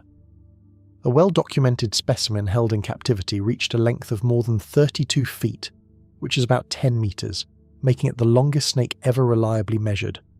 Unlike the anaconda, the reticulated python is not as heavy, since its body is more slender, but its great length makes it an extremely powerful constrictor nonetheless. This snake also gets its name from the beautiful net-like or reticulated pattern on its scales, which gives it excellent camouflage among leaves, trees and grass. Both the green anaconda and the reticulated python kill their prey using the same method, which is called constriction. Contrary to old myths, constrictor snakes do not crush bones or suffocate their prey by simply squeezing out all the air. Modern studies using X-rays and sensors have shown that constriction actually works by stopping blood circulation. When a large snake coils its body around an animal and tightens its muscles, it quickly prevents the blood from flowing to the brain and vital organs. This causes the prey to lose consciousness within seconds and die shortly afterward. This method is highly effective and allows these snakes to take down animals much larger than themselves. The diet of these giant snakes is varied but usually includes animals that live near water or move through forests. green anacondas feed on fish, birds, capybaras, caimans, turtles, wild pigs, and even deer. There are stories of them attacking jaguars, though this is extremely rare. Reticulated pythons, on the other hand, prey on monkeys, wild pigs, small deer, birds, and sometimes domestic animals such as goats and dogs when they live near villages. Because of their size and hunting method, they are capable of swallowing prey larger than their own body width, thanks to their unique jaw structure. A snake's jaw is not fused together like that of mammals, but instead is held together with flexible ligaments. This allows the jaws to open wide and move independently, stretching around the body of the prey as it is slowly swallowed whole. Their bodies can then expand to fit the meal, and powerful digestive juices break down bones, skin, and flesh over the course of several days or weeks depending on the size of the meal. While it's very uncommon for these snakes to attack humans, it is not outside the realm of possibility. Both species are large enough and strong enough to overpower a human adult, especially if the person is caught off guard near water or in thick vegetation. Historical accounts, scientific records, and local reports all show that such incidents have happened. In South America, for example, there are old reports from explorers and indigenous groups describing how large anacondas attacked fishermen or hunters. Some of these stories may have been exaggerated, but others appear credible. In Southeast Asia, there are confirmed cases of reticulated pythons swallowing people. One of the most famous occurred in Indonesia in the year 2017, when a man who went missing was later found inside the body of a 23-foot python. The event shocked the world and proved that these snakes, while usually avoiding humans, are capable of consuming them. Another case in the same region happened in 2018, when a woman was killed and swallowed by a giant python while working in her garden. These modern examples show that human predation by giant constrictors, though rare, is not only legend. In understanding why these attacks are rare, one must consider the behavior of the snakes. Both green anacondas and reticulated pythons usually prefer prey that is easier to handle. Humans are not part of their natural diet, and attacking a person carries risks. Humans fight back, make noise, and are usually found in groups, which can make a snake vulnerable. Also, after swallowing something as large as a human, the snake would be slow and less able to escape danger for many days, which is dangerous for the snake itself. For these reasons, such snakes do not hunt humans as a regular food source, but they may do so if they are very large and hungry, or if a person stumbles into their territory at the wrong time. The role of these snakes in their ecosystems is very important.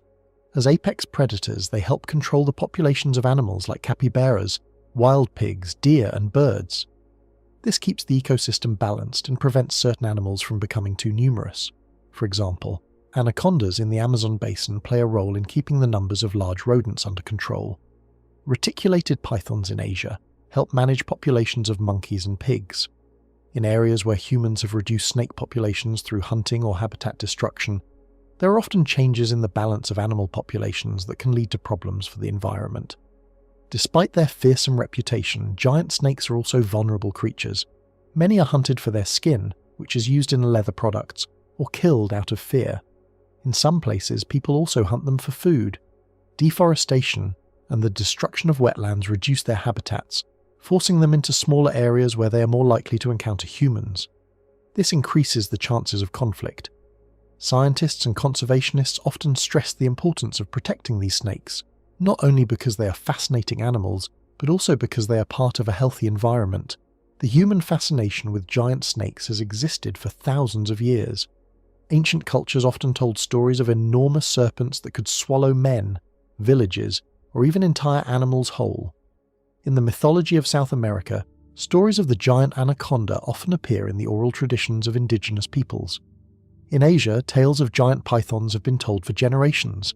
Even in Western culture, explorers returning from tropical lands in the 19th century brought back stories of monstrous snakes, sometimes claiming they saw individuals over 50 feet long, though these were almost certainly exaggerated. Still, these tales helped build the image of giant snakes as creatures both feared and respected. Modern science has tried to separate fact from myth. By carefully measuring and studying snakes captured in the wild, scientists have been able to confirm realistic maximum sizes. For example, while many reports of anacondas more than 35 feet long exist, none have been scientifically verified. The largest anaconda ever reliably measured was about 27 feet long and weighed around 550 pounds. For reticulated pythons, the record length is about 32 feet. These figures are already extraordinary and make them among the most impressive reptiles alive today. The anatomy of these snakes also shows how well adapted they are to their lifestyle. Their bodies are made of powerful muscles arranged in rings along the spine, giving them immense strength when coiling around prey. Their eyes and nostrils are positioned on the top of their heads, which allows them to stay nearly invisible while lying in the water with only a small part of their body showing. Their tongues are forked, and they use them to pick up scent particles from the air, which are then analysed by a special organ called the Jacobson's organ, helping them track prey even in darkness. Their scales are smooth and shiny, often giving them camouflage that blends with the water, mud and leaves around them. These physical features make them perfect ambush predators. The process of eating such large prey is also fascinating.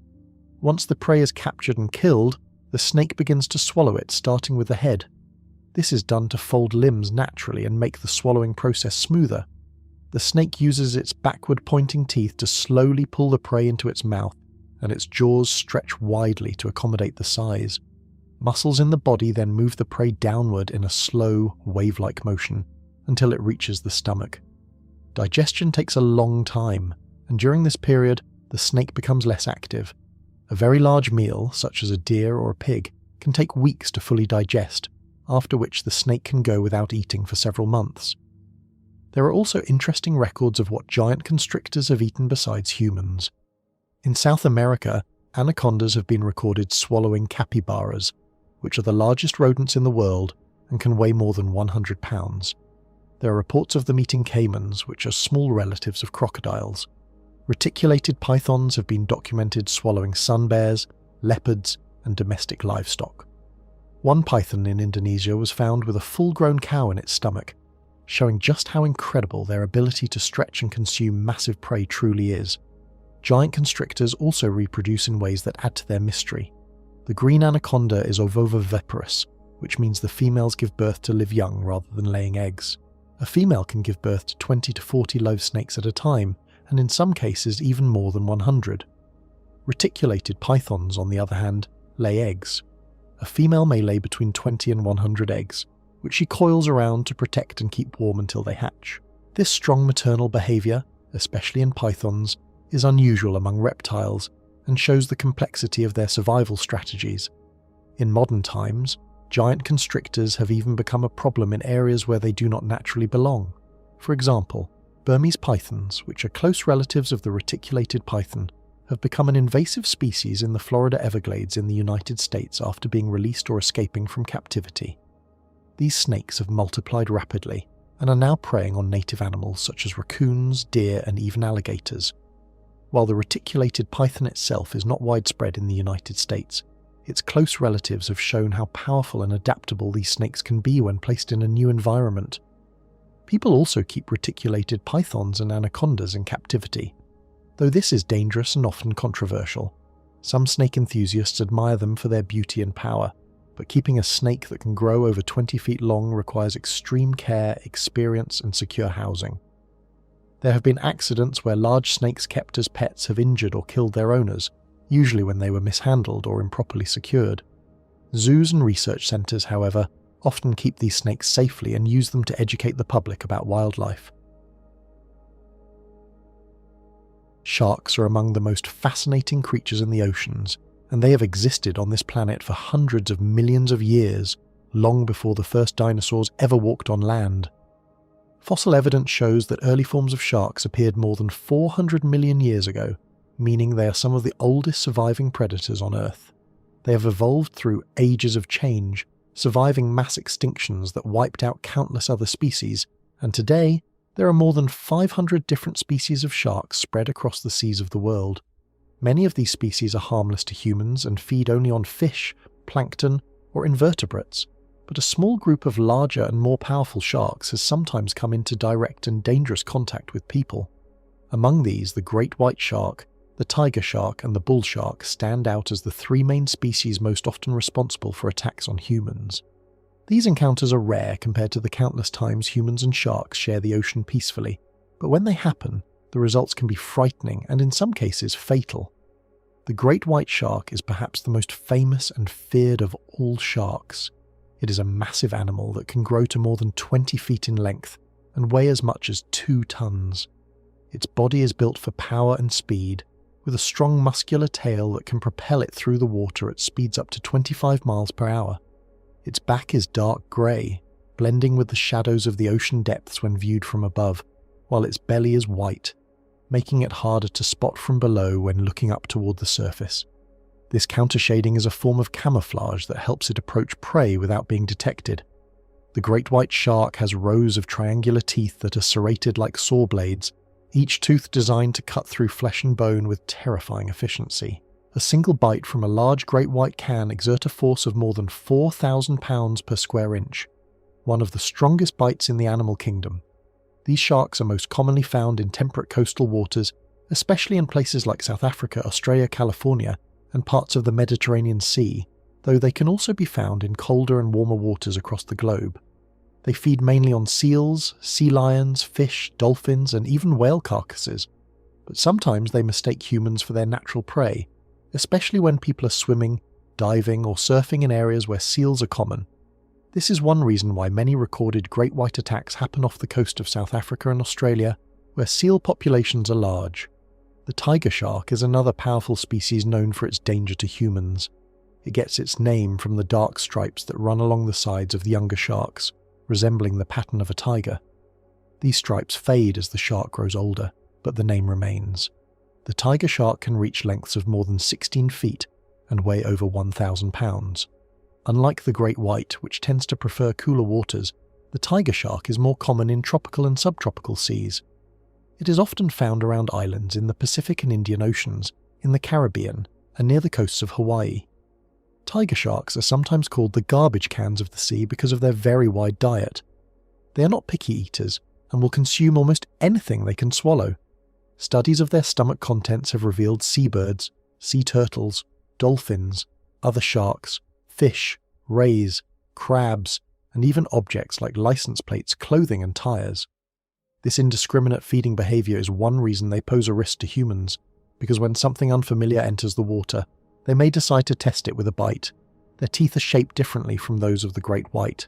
Instead of broad triangular blades, tiger shark teeth are curved with sharp serrations, perfect for slicing through the hard shells of sea turtles and other armored prey. This makes them especially dangerous if they do bite a human, because the teeth cut deeply and cause severe injuries. Tiger sharks are also more likely than many other species to return for a second bite once they begin an attack, whereas some other sharks, including great whites, often release after realizing the prey is not what they expected. The bull shark is in many ways the most unpredictable of the three. While the great white and the tiger shark are large ocean hunters, the bull shark is smaller, usually between 7 and 11 feet long, and weighing between 200 and 500 pounds. But it has one unique characteristic that makes it especially threatening. It can live not only in salt water, but also in fresh water. Bull sharks have a special ability to regulate the salt levels in their bodies, allowing them to swim up rivers and survive in lakes far from the ocean. They have been found in the Mississippi River in North America, in the Amazon River in South America, and in Lake Nicaragua in Central America. There are even reports of bull sharks swimming thousands of miles inland, an ability almost no other shark possesses. This means humans are at risk of encountering them, not only along coastlines but also in rivers and lakes where people may not expect to see a shark at all. The bull shark gets its name from its stocky, powerful body and its aggressive nature. It has a short, blunt snout and small eyes, giving it a tough, muscular look. It is considered one of the most aggressive shark species toward humans, partly because it often hunts in shallow waters close to shore, where people swim and fish. Bull sharks are known to attack without much warning, and they are responsible for many of the recorded shark attacks in warm coastal waters around the world. When people think of shark attacks, they often imagine a shark deliberately hunting a human, but in most cases attacks happen because of mistaken identity or curiosity. Surfers paddling on boards may look like seals from below, attracting the attention of a great white. Swimmers splashing in shallow waters may trigger the instinct of a bull shark that normally hunts fish in the same environment. A tiger shark, curious and opportunistic, may take a test bite to see if something is edible. Unfortunately, a test bite from any of these large sharks can cause fatal injuries, even if the shark does not intend to continue the attack. Shark attacks are divided into different types by researchers. The majority are called hit-and-run attacks, where the shark bites once and then quickly leaves, often realizing the prey is not what it thought. There are also bump-and-bite attacks, where the shark circles, bumps, or nudges the target before biting, and sneak attacks, where the shark strikes suddenly without warning. Sneak attacks are the most dangerous, since they give the victim no chance to prepare. Statistically, shark attacks are extremely rare compared to the number of people who enter the ocean every year. According to global records, there are on average fewer than 100 unprovoked shark attacks reported worldwide each year, and of these, only a handful, usually fewer than 10, are fatal. To put this in perspective, millions of people swim in the ocean every day, and the chance of being attacked by a shark is lower than the chance of being struck by lightning. Yet despite these numbers, shark attacks capture the human imagination and fear because of the violent and dramatic nature of the events. The sight of a large predator emerging from the depths, the suddenness of the strike, and the power of the animal all contribute to the sense of terror surrounding sharks. The fear of sharks was amplified in the 20th century, especially after the release of the movie Jaws in 1975, which portrayed a great white shark as a man-eating monster. Although the film was fictional, it influenced public opinion and created widespread fear of sharks that lingers to this day. Looking deeper into the biology of these sharks helps explain both their effectiveness as predators and the rare but dangerous encounters with humans. Sharks have extraordinary senses. They can detect blood in the water from miles away, with an acute sense of smell that is thousands of times more sensitive than that of humans. They also have special organs called ampullae of Lorenzini, small gel-filled pores around their snouts that detect electric fields produced by the muscles and nerves of other animals. This means a shark can sense the heartbeat of a fish hidden under the sand, or detect the faint electrical signals of a swimming human. Their eyesight is well adapted for dim underwater light, and their hearing is tuned to pick up low-frequency vibrations, which are often produced by struggling prey. These combined senses make sharks extremely efficient hunters. In addition, their skeletons are made not of bone but of cartilage, which is lighter and more flexible, allowing them to move quickly and with agility through the water. The great white shark uses its senses and hunting abilities in impressive ways. It often employs a technique called breaching when hunting seals.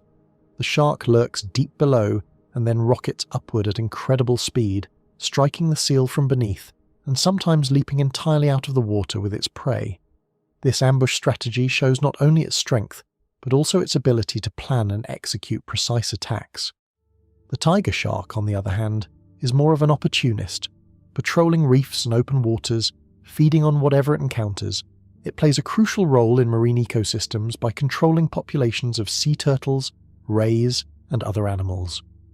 The bull shark's presence in rivers has an ecological impact as well, since it preys on fish and sometimes livestock that enter the water, shaping the balance of freshwater ecosystems. Each of these sharks demonstrates different strategies and adaptations that have allowed them to thrive as apex predators. There are many famous cases of shark attacks that have entered history. One of the earliest well-known series of attacks occurred in New Jersey in the United States in 1916, when 4 people were killed by shark attacks over the course of 12 days. The events shocked the nation, as shark attacks were not well understood at the time, and newspapers spread panic along the coast.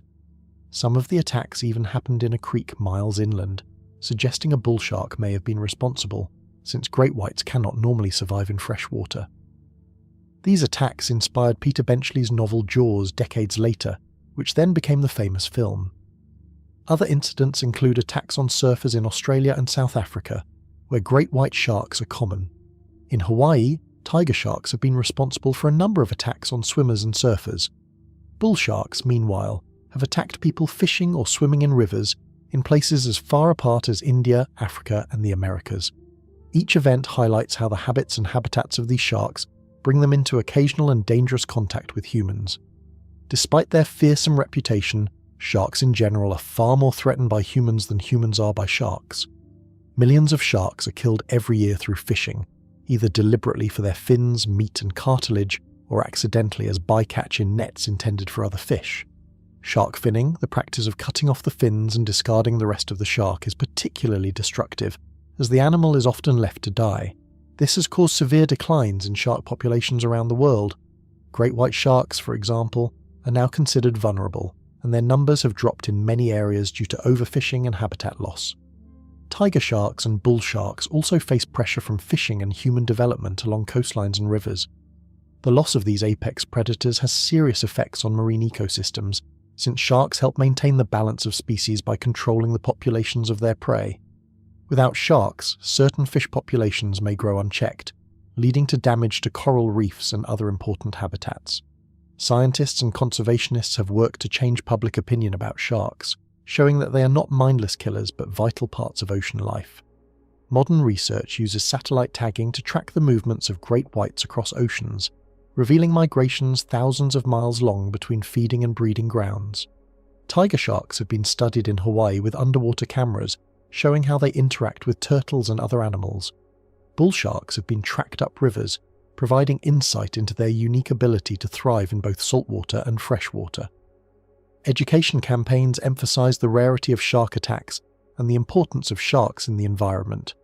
Safety measures have also improved, with shark nets, warning systems, and public awareness helping to reduce risks to swimmers and surfers in areas known for shark activity.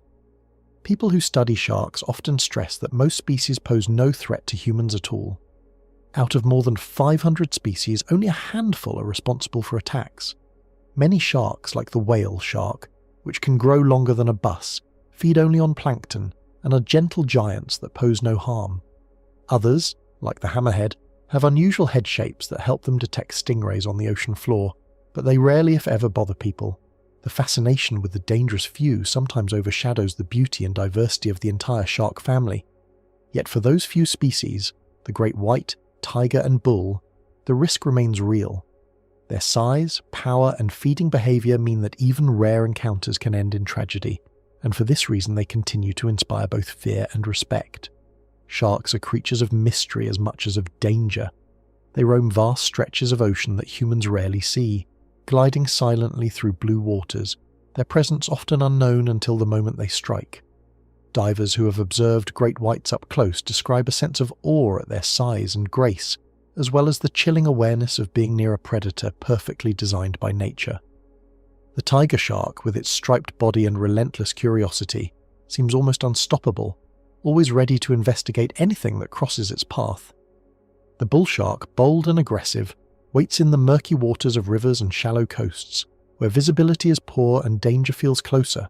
Each species represents a different face of the same ancient lineage, a reminder that the ocean is not a tame place, but a wild realm where powerful predators still rule. Komodo dragons are among the most remarkable and fearsome creatures alive today, and they belong to a very ancient line of reptiles. These animals are not imaginary monsters, but real, living giants that roam the islands of Indonesia. They are the largest lizards in the world, and they have fascinated, terrified, and sometimes harmed people who live near them. When someone first hears the name Komodo dragon, it sounds like something out of a storybook or an ancient myth, yet these animals are very real. They are lizards, but they are so big, powerful, and dangerous that people long ago began calling them dragons. A fully grown Komodo dragon can grow longer than 3 meters, which is about 10 feet, and can weigh more than 70 kilograms, which is over 150 pounds, though some individuals have been known to weigh even more than that. Their enormous size sets them apart from most other lizards in the world.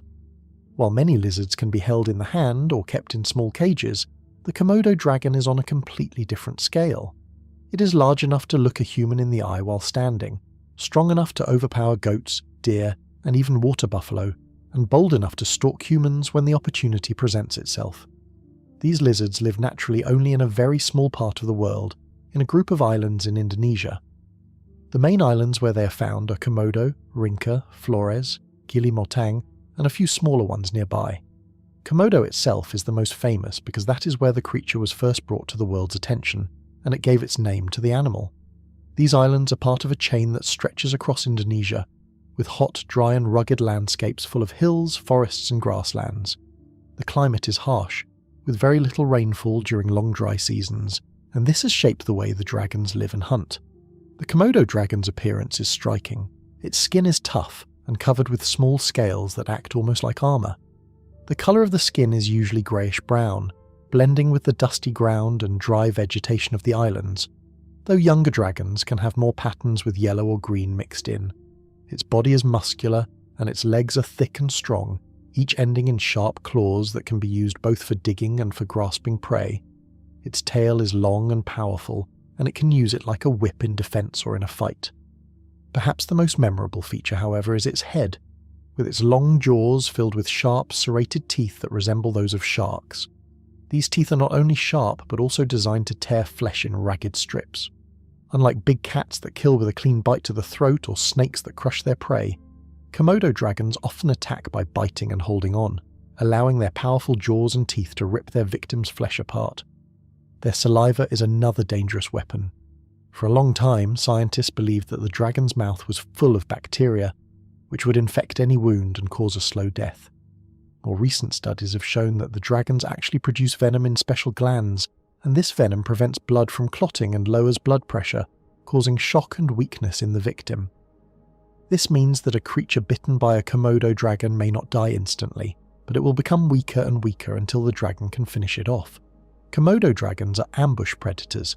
They often wait quietly, blending with the surroundings, until a deer, a wild boar, or even a smaller animal like a bird comes close enough. Then they strike suddenly with surprising speed. Despite their heavy bodies, they can run quickly over short distances, sometimes reaching speeds of up to 20 kilometers per hour, which is about 12 miles per hour. That might not sound fast compared to a running human, but in a sudden chase over rough ground, the dragon often has the advantage. One of the most shocking abilities of Komodo dragons is their willingness to eat almost anything they can overpower. They feed on deer, goats, wild pigs, monkeys, and even horses or water buffalo when the opportunity arises. They are also scavengers, meaning they do not hesitate to feed on carcasses left behind by other deaths. Their sense of smell is so powerful that they can detect the scent of a rotting animal from several kilometers away, sometimes up to 5 miles. This makes them skilled hunters and scavengers at the same time. When they eat, they can consume enormous amounts of food in one meal, sometimes up to 80% of their body weight. Their jaws and throat are so flexible that they can swallow large chunks of meat whole, and their stomachs can expand greatly to hold it all. It is within this setting that humans sometimes come into danger. While attacks are rare compared to how often people live near these animals, they have happened. The dragons are not tame, and they are not afraid to defend themselves or to see humans as possible prey.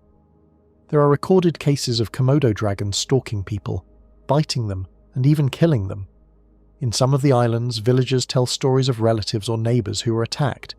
In the year 2007, for example, a young boy of 9 years old was killed by a Komodo dragon on Komodo Island. In 2009, a group of villagers was attacked, and one man died after being bitten. Even in modern times, park rangers and tourists have been injured, showing that the danger is very real. Part of what makes these attacks so frightening is that the dragons can be patient hunters. If they bite and the victim escapes, the venom and wounds may weaken the victim, and the dragon may follow at a distance until the prey collapses. There are stories of water buffalo bitten by dragons that walk away, only to be found dead days later with dragons feeding on their carcass. Humans, if bitten, might face the same fate unless they receive urgent medical attention. The venom can cause serious blood loss and shock, and the bacteria in the mouth, while not the main weapon, can still worsen the infection. The relationship between humans and Komodo dragons has always been a mix of respect, fear, and curiosity. For centuries, the people living on the islands coexisted with these reptiles. Some local traditions even saw the dragons as sacred, or as relatives of humans, and stories told that the dragons and the villagers were descended from the same ancestors. Because of these beliefs, some communities avoided killing them, which helped the species survive. The Western world first learned about Komodo dragons in the early 20th century. In 1911, Dutch sailors reported seeing giant lizards on Komodo Island.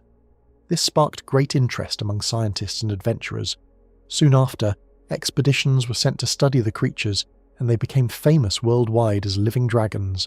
Their discovery excited the imagination of people everywhere, since they seemed like a prehistoric survivor, almost like a dinosaur still alive in the modern world, and in many ways Komodo dragons are like living fossils. They belong to the monitor lizard family, which includes smaller species found across Africa, Asia and Australia, but the Komodo dragon is by far the largest. Scientists believe their size is partly the result of what is called island gigantism, a phenomenon where animals living on islands with fewer predators and competitors can grow much larger than their relatives elsewhere. Over thousands of years, the lizards on these Indonesian islands grew into the massive predators we know today. The Komodo dragon's hunting style is brutal but effective. They rely on stealth and sudden speed rather than long chases. When they strike, they use their teeth to tear into the flesh and then wait for their venom to weaken the prey. They have been observed working together, though it is not true cooperation like wolves or lions. Instead, several dragons may gather around a kill, and a kind of hierarchy takes place where the largest dragon eats first, while smaller ones wait their turn or try to snatch pieces. This often leads to fights, and in some cases Komodo dragons even attack and eat each other. Cannibalism is not rare among them, especially when food is scarce. Younger dragons, therefore, spend much of their time in trees during their early years, avoiding the adults on the ground. Komodo dragons are solitary creatures most of the time, coming together mainly to feed or to mate. Mating usually happens once a year around May to August, and females lay about 20 eggs, which they bury in the ground. The eggs hatch after around 8 months. The young are very vulnerable and must climb trees to avoid being eaten by adults. They feed on insects, small lizards and birds until they are large enough to hunt bigger prey. It can take many years for a dragon to reach its full size. The danger Komodo dragons pose to humans has shaped the way people interact with them. On the islands, rangers and villagers warn visitors to be careful. People are advised not to wander alone, not to bring food that might attract the lizards, and to always keep a safe distance. Despite these warnings, curious tourists sometimes get too close, and accidents happen. The dragons are capable of sudden bursts of aggression, and their strength is far beyond what most people expect from a reptile. There are dramatic accounts of attacks that highlight just how dangerous they can be. In the 1970s, a Swiss traveller disappeared on Komodo Island, and when searchers went to look for him, they reportedly found only his belongings and some bones, leading many to believe he had been killed and eaten by dragons. In 2008, a group of fishermen was attacked when they landed on Rinca Island, and one of them died from his wounds. Such stories are reminders that these lizards are not just fascinating animals, but real predators. Even so, Komodo dragons have become an important symbol for Indonesia and for wildlife conservation. They are protected by law, and Komodo National Park was established in 1980 to safeguard the species and its habitat. The park covers Komodo, Rinca, and several smaller islands, and it has become a famous tourist destination. Thousands of people from around the world travel there every year to see the dragons in the wild. While this helps bring money and attention to the islands, it also raises challenges, since too much human contact can disturb the animals and their environment. The number of Komodo dragons in the wild is not very large. Today, scientists estimate that there are only around 3,000 individuals left, spread across the islands. This makes them a vulnerable species, at risk from habitat loss, climate change, and human activities. Rising sea levels, for example, could threaten the small islands they live on. Because of this, conservation work is crucial to make sure they survive for future generations. Despite being dangerous, the dragons are not mindless killers. They usually avoid humans unless they feel threatened or see an easy opportunity. Most people who live near them go about their lives without being attacked, though they remain careful and respectful. The danger comes when people ignore the warnings, get too close, or surprise the lizards. With their strength, venom, and hunting instincts, the dragons deserve the respect they have commanded for centuries. Crocodiles are among the most ancient and powerful reptiles alive today. They have existed for more than 200 million years, surviving through ages that wiped out many other creatures, including the mighty dinosaurs. These reptiles are often called living fossils because their bodies have changed so little over millions of years. Their design has been so effective that they remain some of the most successful hunters in the animal kingdom. Among the many species of crocodiles that live across the world, 2 in particular have earned the reputation of being the deadliest predators toward humans. These are the Nile crocodile, which lives in Africa, and the saltwater crocodile, which lives in Asia and Australia. Every year, these enormous reptiles are responsible for the deaths of hundreds of people. especially in regions where humans live close to rivers, lakes, and coastal waters. The Nile crocodile is one of the largest reptiles on Earth, second only to the saltwater crocodile in size. It is spread across a huge area of Africa, from the Nile River in Egypt down through central, eastern, and southern parts of the continent. Adult Nile crocodiles can grow longer than 6 meters and can weigh more than 1,000 kilograms, though most individuals are smaller. These animals are masters of patience. They spend long hours floating in the water, almost motionless, with only their eyes and nostrils visible above the surface. This makes them look like harmless logs drifting in the river, but behind that disguise lies a body of muscle, bone, and armoured scales designed for sudden bursts of violence. When prey comes near to drink water, the crocodile explodes into action with shocking speed. Its jaws snap shut with a force that is among the most powerful bites of any living creature, strong enough to crush bones instantly. The saltwater crocodile is even larger. It holds the record as the biggest reptile alive today. Males can reach lengths of over 7 meters, and the heaviest individuals may weigh close to 2,000 kilograms. These giants live in rivers, estuaries, and coastal waters in countries such as India, Bangladesh, Myanmar, Thailand, Indonesia, Papua New Guinea, and northern Australia. Unlike most crocodiles that prefer freshwater rivers and lakes, the saltwater crocodile can also tolerate brackish water and even the open sea. This ability allows it to travel across great distances.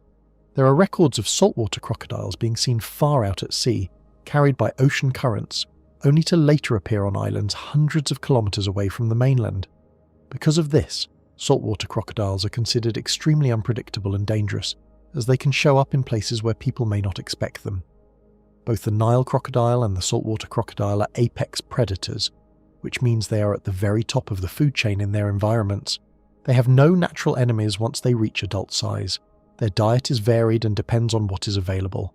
They feed on fish, turtles, birds, antelope, buffalo, monkeys, and even smaller crocodiles. In rare but well-documented cases, they have attacked and killed lions, leopards, and sharks. For them, humans are not their usual prey, but they are opportunistic hunters. If a person enters their territory or comes too close to the water's edge, the crocodile does not hesitate. To these reptiles, a human being is simply another animal, another source of meat and energy. The danger posed to humans by crocodiles is not just a story or a legend. It is a reality that is faced by communities in Africa and Asia every year. Researchers estimate that crocodile attacks kill more than 300 people annually, though the true number may be even higher. Many attacks occur in rural regions where reporting is difficult, so deaths may not always be recorded in official numbers. This makes crocodiles deadlier to humans than lions, tigers, or even sharks. The vast majority of these attacks are caused by Nile crocodiles and saltwater crocodiles, as these two species are both huge in size and live close to large human populations. In Africa, the Nile crocodile is especially feared. Many villages and towns depend on rivers and lakes for drinking water, fishing, washing, and transportation. This means people often walk to the water's edge, bend down, and expose themselves to danger. Crocodiles use this moment of vulnerability. A crocodile can launch itself from the water with explosive power, dragging a victim down before they have time to react. Because of the reptile's strength, it is nearly impossible to escape once caught in its jaws. The animal then performs what is known as the death roll, where it spins its body rapidly in the water to tear apart flesh and dismember its prey. For thousands of years, stories of crocodiles pulling down humans at riverbanks have spread across Africa, and even today, many local communities live in constant fear of these attacks. In Asia and northern Australia, the saltwater crocodile plays a similar role. It is perhaps even more unpredictable than its African cousin because of its ability to live in saltwater. Fishermen who work in estuaries or coastal areas often face great danger. There are many accounts of saltwater crocodiles attacking boats or seizing people who lean too close to the water. In some regions of Indonesia and Papua New Guinea, entire communities have developed traditional beliefs and rituals aimed at appeasing crocodiles or protecting themselves from their attacks. These customs reflect the deep respect and fear that people have developed toward these reptiles over centuries of coexistence. The biology of crocodiles explains why they are such effective hunters. Their bodies are armoured with thick, bony plates called osteoderms, which protect them like a natural shield. Their jaws are lined with dozens of sharp, conical teeth designed to grip firmly rather than slice. Crocodiles cannot chew their food like mammals. Instead, they tear chunks of flesh and swallow them whole. Their digestive systems are powerful enough to break down almost everything they consume, including bones, hooves, and horns. Their eyes and nostrils are positioned on the top of their heads, allowing them to breathe and see, while the rest of the body remains hidden underwater. Their tails are muscular and serve both as a weapon and as a tool for swimming with bursts of speed. All of these features make them perfectly suited for ambush hunting. Despite their reputation as dangerous killers, crocodiles are also highly social and intelligent animals. They are capable of complex behaviours. Nile crocodiles, for example, have been observed hunting in groups, herding fish into shallow waters to make them easier to catch. Saltwater crocodiles are known to establish strict territorial boundaries. Large males often patrol their stretches of river, attacking rivals that trespass. Their communication is surprisingly varied, involving growls, hisses, and body postures. Baby crocodiles even make chirping sounds while still inside their eggs, signaling their mothers to help them hatch. These signs of intelligence remind us that crocodiles are not just mindless predators, but animals with their own societies and instincts shaped by millions of years of evolution. Historically, humans have both feared and respected crocodiles. Ancient Egyptians saw the Nile crocodile as both a threat and a divine symbol. They worshipped a crocodile-headed god named Sobek, who was associated with the Nile River, fertility, and military power. Some temples in ancient Egypt even kept live crocodiles in sacred pools, where they were cared for and honoured. At the same time, records from that era describe how crocodiles would attack people along the riverbanks, making them a constant danger in daily life. In Asia, crocodiles have appeared in myths and folklore for centuries. In parts of India, they were seen as protectors of holy waters, while in other regions they were feared as demons of rivers. In modern times, crocodiles continue to play an important role in culture and economy. Their skins are highly valued for leather, and both Nile and saltwater crocodiles have been farmed for this purpose. Their meat is also consumed in certain regions. However, conservation laws are needed to protect wild populations, as uncontrolled hunting once brought them close to extinction in some areas. Today, many crocodile populations have recovered, but this recovery also means that conflicts with humans are increasing. As human populations expand and settle closer to rivers, lakes, and coastlines, encounters with crocodiles become more frequent. In places where people do not have access to safe water supplies, they are forced to risk their lives by entering crocodile habitats. There are countless documented cases of fatal crocodile attacks that illustrate the danger. In Uganda, for example, a massive Nile crocodile nicknamed Osama was said to have killed more than 80 people between the years 1991 and 2005 before it was finally captured. In Australia, saltwater crocodiles have attacked unsuspecting campers, swimmers, and fishermen, with tragic results. These incidents often make headlines, but they represent only a fraction of the many attacks that occur each year, most of which happen in remote rural areas and go unreported. Scientists and wildlife experts continue to study crocodile behaviour to understand how to reduce the risks to humans. Some communities have built safe water access points, such as raised platforms or fenced areas, to prevent crocodiles from reaching people. Education campaigns also help spread awareness about the dangers of swimming or fishing in crocodile-infested waters. In Australia, warning signs are placed near rivers and beaches to remind visitors that saltwater crocodiles may be present. Still, despite these efforts, the danger remains because crocodiles are highly adaptable and capable of surprising even experienced locals. Crocodiles have an important role in ecosystems. By feeding on fish, mammals, and other animals, they help control populations and keep natural systems balanced. Their presence also influences the behaviour of other species. Animals are more cautious near rivers and lakes because of crocodiles, which shapes how they use the environment. Even their nests contribute to the ecosystem, as abandoned nests are sometimes used by other animals for shelter. Protecting crocodiles, therefore, is not just about preserving a single species, but about maintaining the health of entire ecosystems. Although crocodiles are dangerous to humans, they are also fascinating examples of survival and adaptation. Their ancestors lived alongside dinosaurs, and yet they continue to thrive in the modern world. Their ability to remain almost unchanged for millions of years shows just how effective their bodies and behaviours are. They are creatures perfectly designed for the role of ambush predators, with patience, power, and resilience unmatched by most animals. This combination of fear and respect is why crocodiles continue to capture human imagination, appearing in stories, myths, and news reports across the world. Bears are large mammals with heavy bodies, strong limbs, thick fur, and incredible strength, and they have captured human imagination in myths, stories, and encounters stretching back thousands of years. People admire them for their majesty, and yet also fear them, because they are among the few animals alive today that can truly kill a person with relative ease. There are several different species of bears scattered across the globe, and while many of them feed mostly on plants, fruits, fish, or insects, their size, power, and predatory instincts make them dangerous to humans in certain situations. Among these species, the grizzly bear, the polar bear, and the Asiatic black bear have earned particular reputations for being capable of killing people, whether through self-defense or in rare cases of outright predation.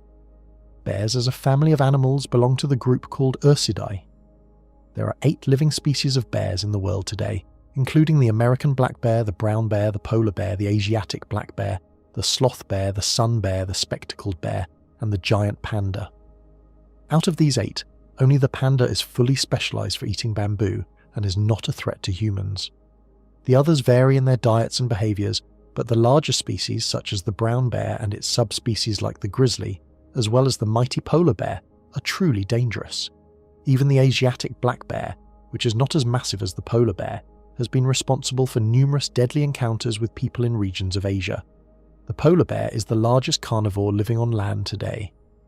Adult males can weigh between 900 and 1,600 pounds, and in extreme cases some have been recorded at weights above 2,000 pounds. They can also reach lengths of over 10 feet when standing on their hind legs. Females are smaller but still very large, usually weighing between 300 and 600 pounds. These bears live in the Arctic regions of the world, ranging across the northern parts of Canada, Alaska, Greenland, Norway, and Russia. They are perfectly adapted to life in one of the coldest environments on the planet.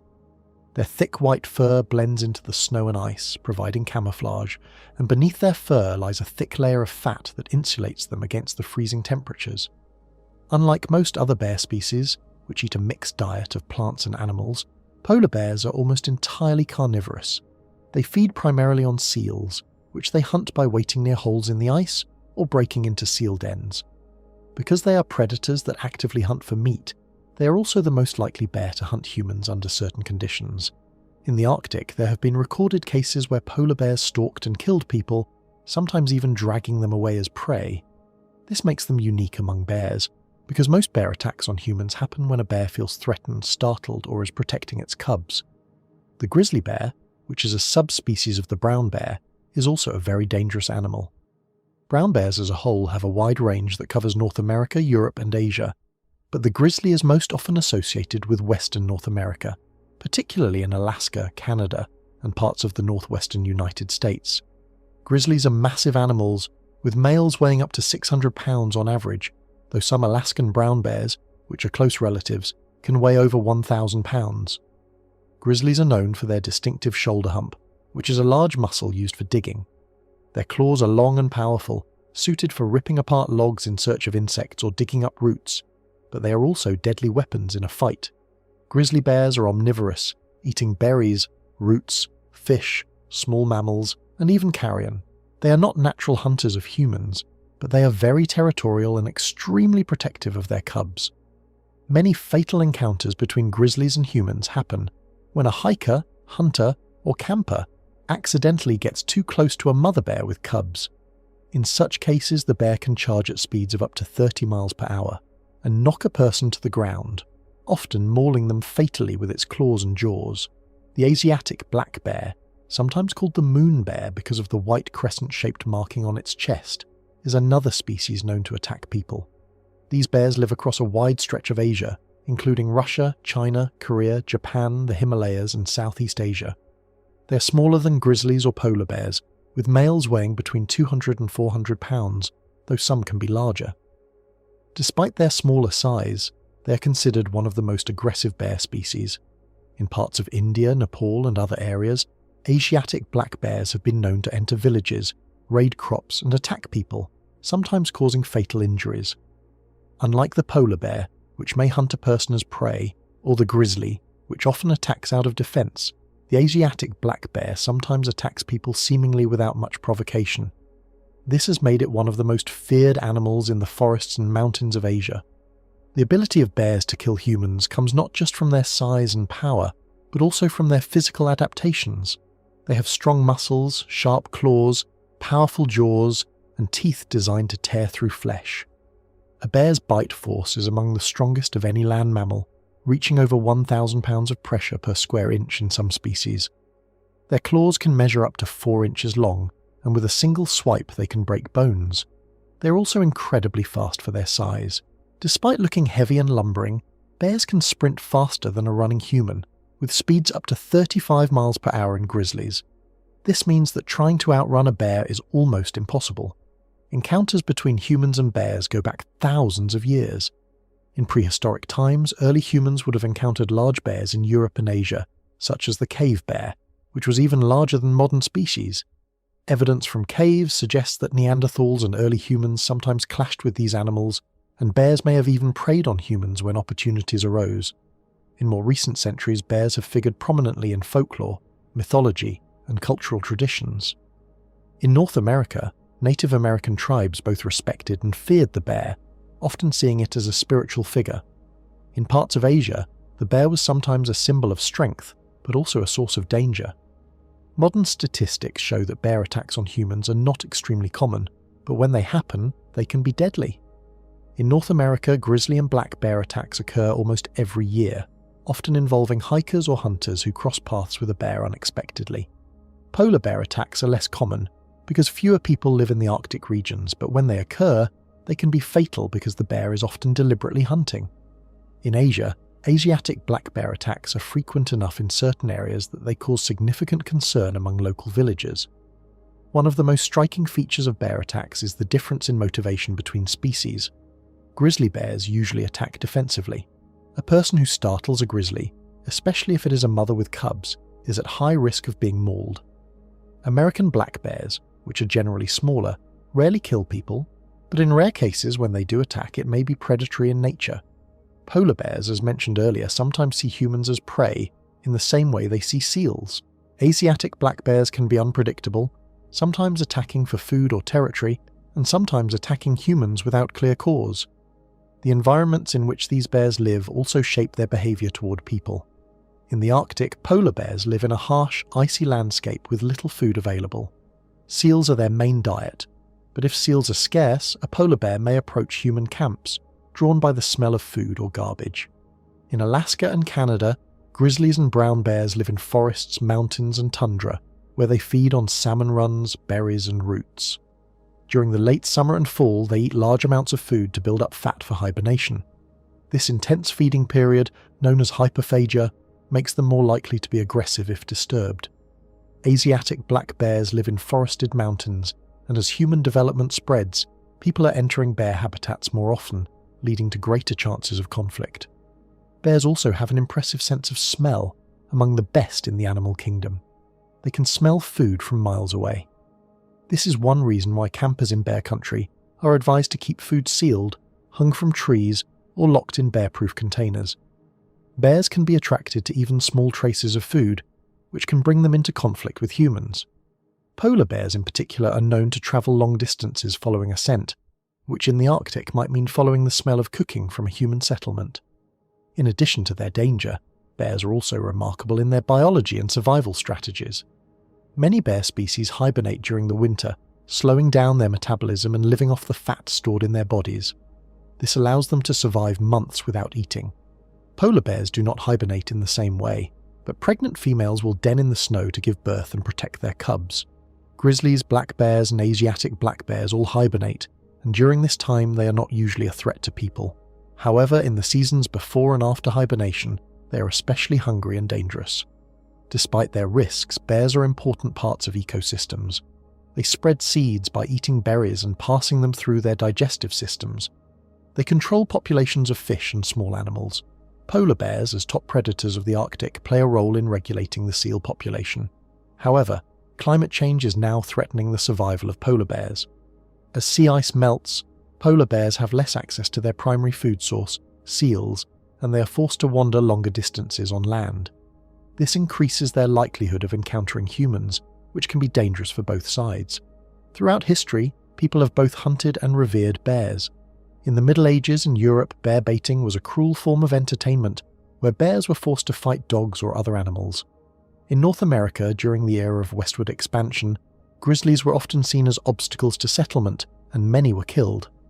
Today, conservation efforts aim to protect bear populations, recognizing their importance to natural environments.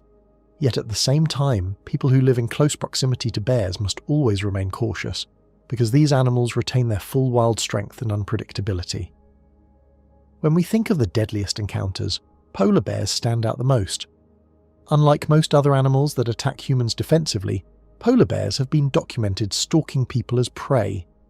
There are stories from the Arctic of polar bears following sled teams, shadowing explorers, and even breaking into shelters. They are intelligent hunters, capable of waiting patiently near breathing holes in the ice for seals. This same patience and cunning can be turned toward humans if the opportunity presents itself. In contrast, grizzlies are often portrayed as explosive in their violence, charging with incredible speed when they feel threatened. Asiatic black bears, meanwhile, inspire fear in rural parts of Asia because of their sudden, unpredictable attacks. Even though bear attacks are relatively rare compared to the number of people living near their habitats, the fear of bears is deeply ingrained in human culture. Part of this is because when attacks do occur, they are often severe. Unlike some predators that might bite and retreat, bears can inflict catastrophic injuries very quickly. A single swipe of their paw can break bones, and their powerful jaws can crush skulls. Survivors of bear attacks often carry life-changing scars. To truly understand the danger posed by bears, it is worth imagining an encounter in the wilderness.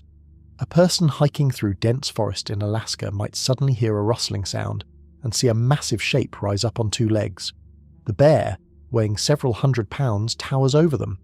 Its sense of smell tells it everything about the hiker: the scent of food in the backpack, the nervous sweat, even the faint traces of soap or perfume. If it is a mother with cubs nearby, she may see the person as a threat and charge with no hesitation. The speed and power of the attack leaves little chance to escape. In the Arctic, a polar bear may silently follow a person across the ice, testing the wind and moving with surprising stealth. Unlike the grizzly, which might attack out of defense, the polar bear is thinking of the human as potential prey, the same way it would think of a seal. Because of these dangers, people living and traveling in bear country develop special ways of protecting themselves. In Alaska and Canada, hikers carry bear spray, a powerful form of pepper spray that can deter a charging bear if used correctly.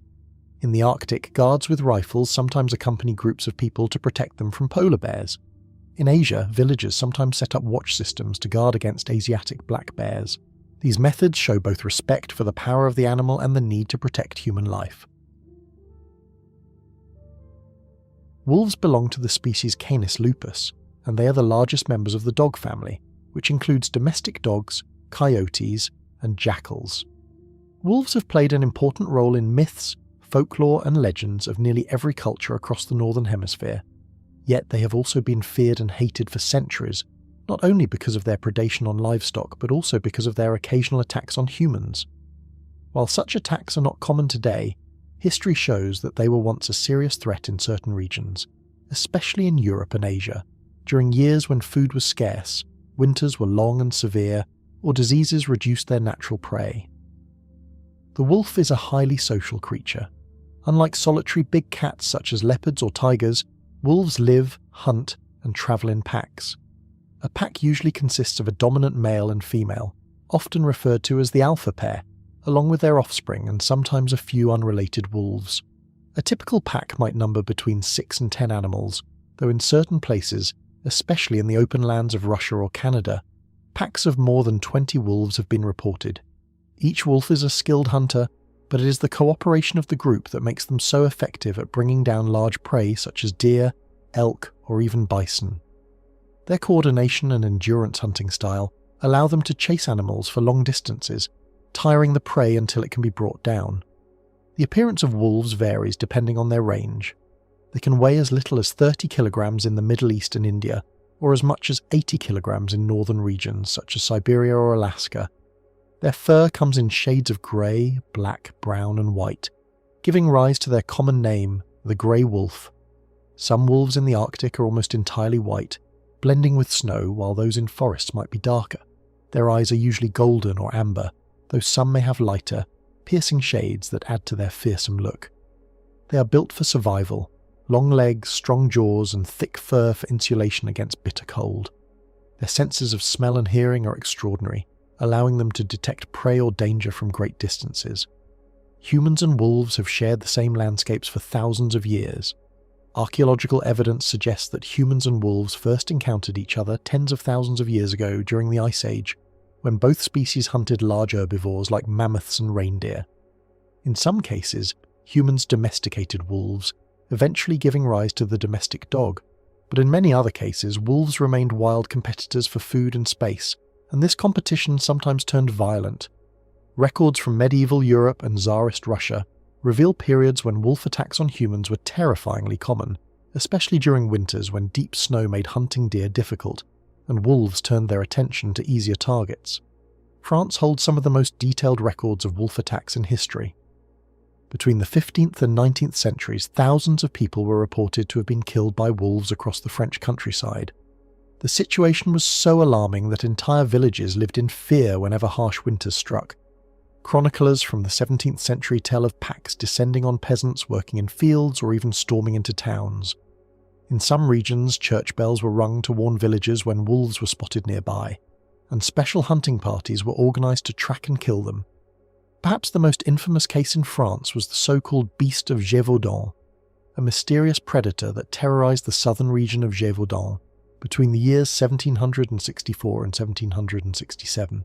Reports claim that this beast, often described as a giant wolf or wolf-like creature, killed more than 100 people, mostly women and children. Whether it was a single wolf, a pack, or even another animal such as a hyena or a wolf-dog hybrid has never been proven, but the terror it inspired remains legendary. In Russia, the problem was just as severe, if not worse. The vast forests and harsh winters of Russia provided perfect conditions for wolves to thrive. Tsarist records from the 18th and 19th centuries describe entire wolf packs surrounding villages, sometimes cutting them off for days. Famines, especially those caused by poor harvests or wars, drove wolves into desperate hunger.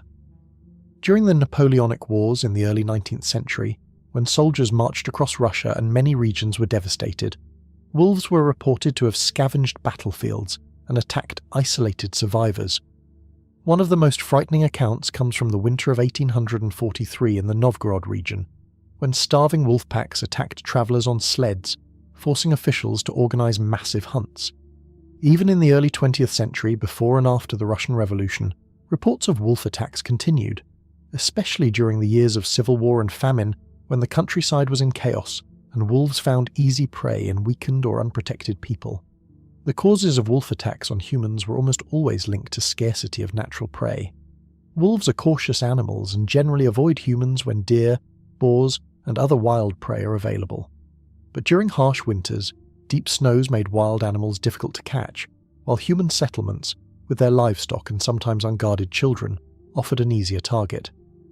In times of war, when farms were abandoned and corpses lay in the open, wolves lost their natural fear of people and became bold. Diseases also played a role.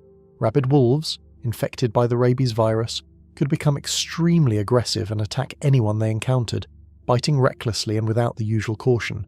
In fact, many of the wolf attacks recorded in history were later believed to have been caused by rabid animals rather than healthy ones. Rabid wolves were especially feared because they would bite multiple people in a short span of time, spreading the deadly disease.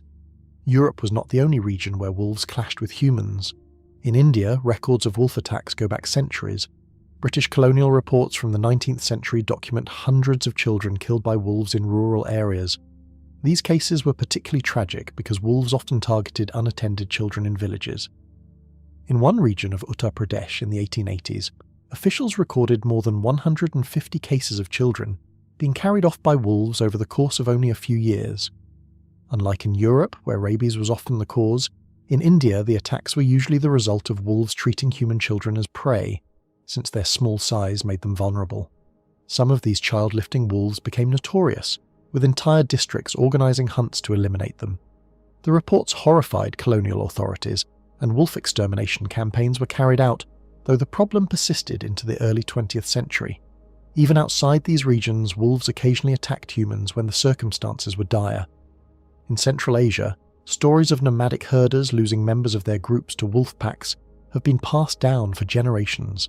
In Mongolia, wolves were both feared and respected, as they were seen as powerful predators, but also as symbols of strength in local legends. In some Siberian regions, travellers crossing remote lands by sled sometimes found themselves pursued by wolves, especially when the animals were hungry and snow made hunting deer difficult. Writers and travellers of the 19th century described chilling scenes of sled drivers throwing off baggage, and even sometimes horses, to distract the wolves chasing them across the icy wilderness. Folklore and myth often reflected these fears. In European fairy tales, wolves were portrayed as cunning villains, such as the big bad wolf in stories like Little Red Riding Hood and the Three Little Pigs. These tales were not simply children's stories, but reflected the real terror wolves inspired among rural villagers who lived on the edges of forests. In Russia, fairy tales also featured wolves, sometimes as dangerous predators, but at other times as magical helpers. The dual role of the wolf in stories, both feared enemy and respected creature, mirrors humanity's long and complicated relationship with this animal. Despite their fearsome reputation, wolves are not naturally inclined to hunt humans. Modern scientific studies show that wolves are generally shy and avoid contact with people. In places where wolves still live today, such as parts of North America, Scandinavia, and Russia, attacks on humans are extremely rare. Most wolves prefer to keep their distance, and many will flee at the first sight or scent of a person. In fact, in North America, there are very few verified cases of healthy wild wolves killing humans in the past 2 centuries.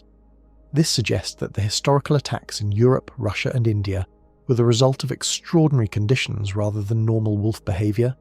Scarcity of food, rabies, or loss of fear during times of war were the primary reasons wolves turned to attacking humans.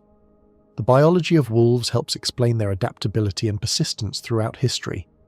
They are capable of travelling long distances in search of food, sometimes covering more than 30 kilometres in a single day. Their stamina allows them to pursue prey over great distances, wearing it down rather than relying on quick bursts of speed like a cheetah. Wolves communicate using a variety of sounds, including growls, barks, and their famous howls. A howl can carry for many kilometres across open land, serving to rally the pack, warn rival packs, or simply strengthen social bonds. Their intelligence is remarkable. Wolves are capable of learning from experience, adapting to new challenges, and even displaying behaviours that suggest problem solving. When wolves attacked humans in history, it was often in groups, which added to the terror. A pack of wolves working together could easily overwhelm an unarmed villager, or even several people. Eyewitnesses described scenes where wolves appeared suddenly from the edges of forests, surrounding peasants or shepherds before anyone could react. The sharp teeth and powerful jaws of wolves, capable of crushing the bones of large prey, meant that even a single bite could be fatal. When rabid wolves attacked, the danger was multiplied, as their frantic, fearless behaviour made them unstoppable until killed. Governments and communities responded with fear and determination. In France, large-scale wolf hunts, known as louveteries, were organised as early as the Middle Ages. Special officers called louvetiers were appointed to coordinate the destruction of wolves, using hounds, traps, and firearms. Bounties were offered for wolf pelts, and peasants were encouraged to join hunts. Despite centuries of persecution, wolves proved incredibly resilient, surviving in remote forests and mountains until the late 19th and early 20th centuries. In Russia, similar efforts were made, with entire regiments sometimes deployed to kill wolves when attacks became severe. During the 19th century, Tsarist authorities even used poison to reduce wolf numbers, yet wolves continued to thrive in the vast Russian wilderness. The fear of wolves was so deeply rooted in European society that it influenced language and customs. The word loup in French and volk in Russian carried sinister associations, often used in curses or warnings. Parents warned children not to stray too far into the woods, lest the wolves catch them. Even in heraldry and symbolism, wolves could represent both noble ferocity and dangerous savagery. By the 20th century, as human populations grew, firearms became more widespread and forests were cleared, wolf populations declined sharply in many parts of Europe. In France, wolves were nearly exterminated by the end of the 19th century. In Britain, they had already disappeared centuries earlier, with the last wolves believed to have been killed in Scotland around the 16th century. In Russia, however, the vast wilderness allowed wolves to survive, and even today, Russia holds one of the largest wolf populations in the world. India too still has wolves, though they are now far fewer and live mostly in remote rural areas. Jaguars are the largest cats living in the Americas and are found mostly in the dense rainforests of Central and South America. Their name comes from the Native American word jaguar, which means he who kills with one leap. And this is a very fitting description because jaguars are known for their strength, stealth, and deadly hunting skills. Unlike lions, tigers, or leopards, the jaguar is unique because it is the top predator of its lands in the New World. For thousands of years, these cats have inspired both fear and admiration among the people who lived in the regions they ruled. While attacks on humans are not common, they did occur in ancient times, especially when people wandered deep into the thick jungles where jaguars had established their territories. To truly understand why jaguars were both respected and feared, it is important to look at their biology, behavior, cultural significance, and their relationship with humans across history. The jaguar is a member of the Panthera family, which also includes lions, tigers, and leopards. However, it is the only member of this group that lives naturally in the Americas. In terms of size, jaguars are the third largest cats in the world, after tigers and lions, and they are the biggest cats of the Western Hemisphere. Adult males often weigh between 120 kilograms to 150 kilograms, which is around 260 to 330 pounds, though some large individuals have been recorded to weigh up to 180 kilograms, close to 400 pounds. Females are usually smaller, averaging around 80 to 100 kilograms. In terms of length, they can measure up to 2 meters from head to body, with an additional tail length of about 70 centimeters, making them both compact and muscular. The jaguar's most striking feature is its coat. Its fur is golden yellow with black rosettes, which are rose-like circular spots. These rosettes usually have a central black dot in the middle, something that distinguishes jaguars from leopards, whose rosettes do not contain these dots. This coat pattern provides excellent camouflage in the dappled light of the rainforest, where shadows and sunbeams mix on the forest floor. Some jaguars are born with melanism, meaning they have black fur caused by a genetic variation. These black panthers, as they are often called, are not a separate species but simply jaguars with very dark coats. If one looks closely at them in bright light, the rosettes can still be seen under the black fur. Such individuals are more common in dense forest areas, where their darker coats help them remain hidden during hunts. The power of the jaguar lies not only in its muscular body but also in its jaws. Among all the big cats, jaguars are known to have the strongest bite relative to their size. Scientists have calculated that their bite force is about 1,550 pounds per square inch, which is stronger than that of lions and tigers. This allows them to crush bones and pierce the skulls of their prey, something that most other cats cannot do. While lions and tigers usually kill their prey by suffocating them with a throat bite, jaguars often kill by biting directly through the skull, delivering a fatal blow to the brain. This makes them extremely efficient hunters, capable of taking down animals much larger than themselves. Their diet is very diverse. Jaguars are opportunistic predators, meaning they eat whatever they can catch. In the wild, they have been observed hunting over 85 species of animals. These include deer, capybaras, peccaries, tapirs, monkeys, sloths, and even large reptiles like caimans and turtles. Their ability to crack open turtle shells with their powerful jaws is legendary. In fact, the jaguar's name in Portuguese, onça pintada, often brings to mind its association with cracking open turtle shells. They are also excellent swimmers, unlike many other big cats. They often hunt in rivers and lakes, catching fish and aquatic animals. This love of water sets them apart, and in many parts of the Amazon, jaguars are frequently seen near rivers, moving silently along the banks in search of prey. Because they are at the top of the food chain, jaguars play an important role in maintaining the balance of their ecosystem. By keeping populations of herbivores and smaller predators under control, they help prevent overgrazing and ensure the jungle remains healthy and balanced. If jaguars were removed from their environment, it would cause what scientists call a trophic cascade. meaning the absence of this top predator would lead to an imbalance among other species, harming the entire ecosystem. The relationship between jaguars and humans is very old and very complex. Long before the arrival of Europeans in the Americas, indigenous peoples living in regions such as the Amazon basin, Central America, and Mexico had deep spiritual and cultural connections with the jaguar. To many ancient civilizations, the jaguar was not just an animal, but a powerful symbol of strength, the night, and the underworld. The Olmec civilization, which flourished in what is now Mexico around 1,200 years before the birth of Christ, carved many jaguar figures and worshipped them as divine beings. They believed the jaguar was connected to rain, fertility, and shamanic power. The Olmecs even created art showing human-jaguar hybrids, known today as the were-jaguar figures, which may have represented shamans transforming into jaguars during spiritual rituals. The Maya civilization, which thrived in Central America from around 2,000 years before the birth of Christ to the 16th century, also held jaguars in very high regard. In Mayan mythology, the jaguar was associated with the underworld and the night. The Maya believed the jaguar carried the sun through the underworld after sunset, ensuring that it would rise again each morning. Jaguar gods were often depicted in Mayan art, and many kings took names related to the jaguar to show their strength and authority. For example, the famous Maya ruler Balaam was named after the jaguar, since Balaam means jaguar in the Mayan language. The Aztec civilization, which rose to power in Mexico in the 14th century, also admired the jaguar. They had a military order called the Jaguar Warriors, who were among the most elite fighters of the Aztec army. These warriors wore jaguar skins and helmets shaped like jaguar heads, symbolizing courage, ferocity, and dominance over their enemies.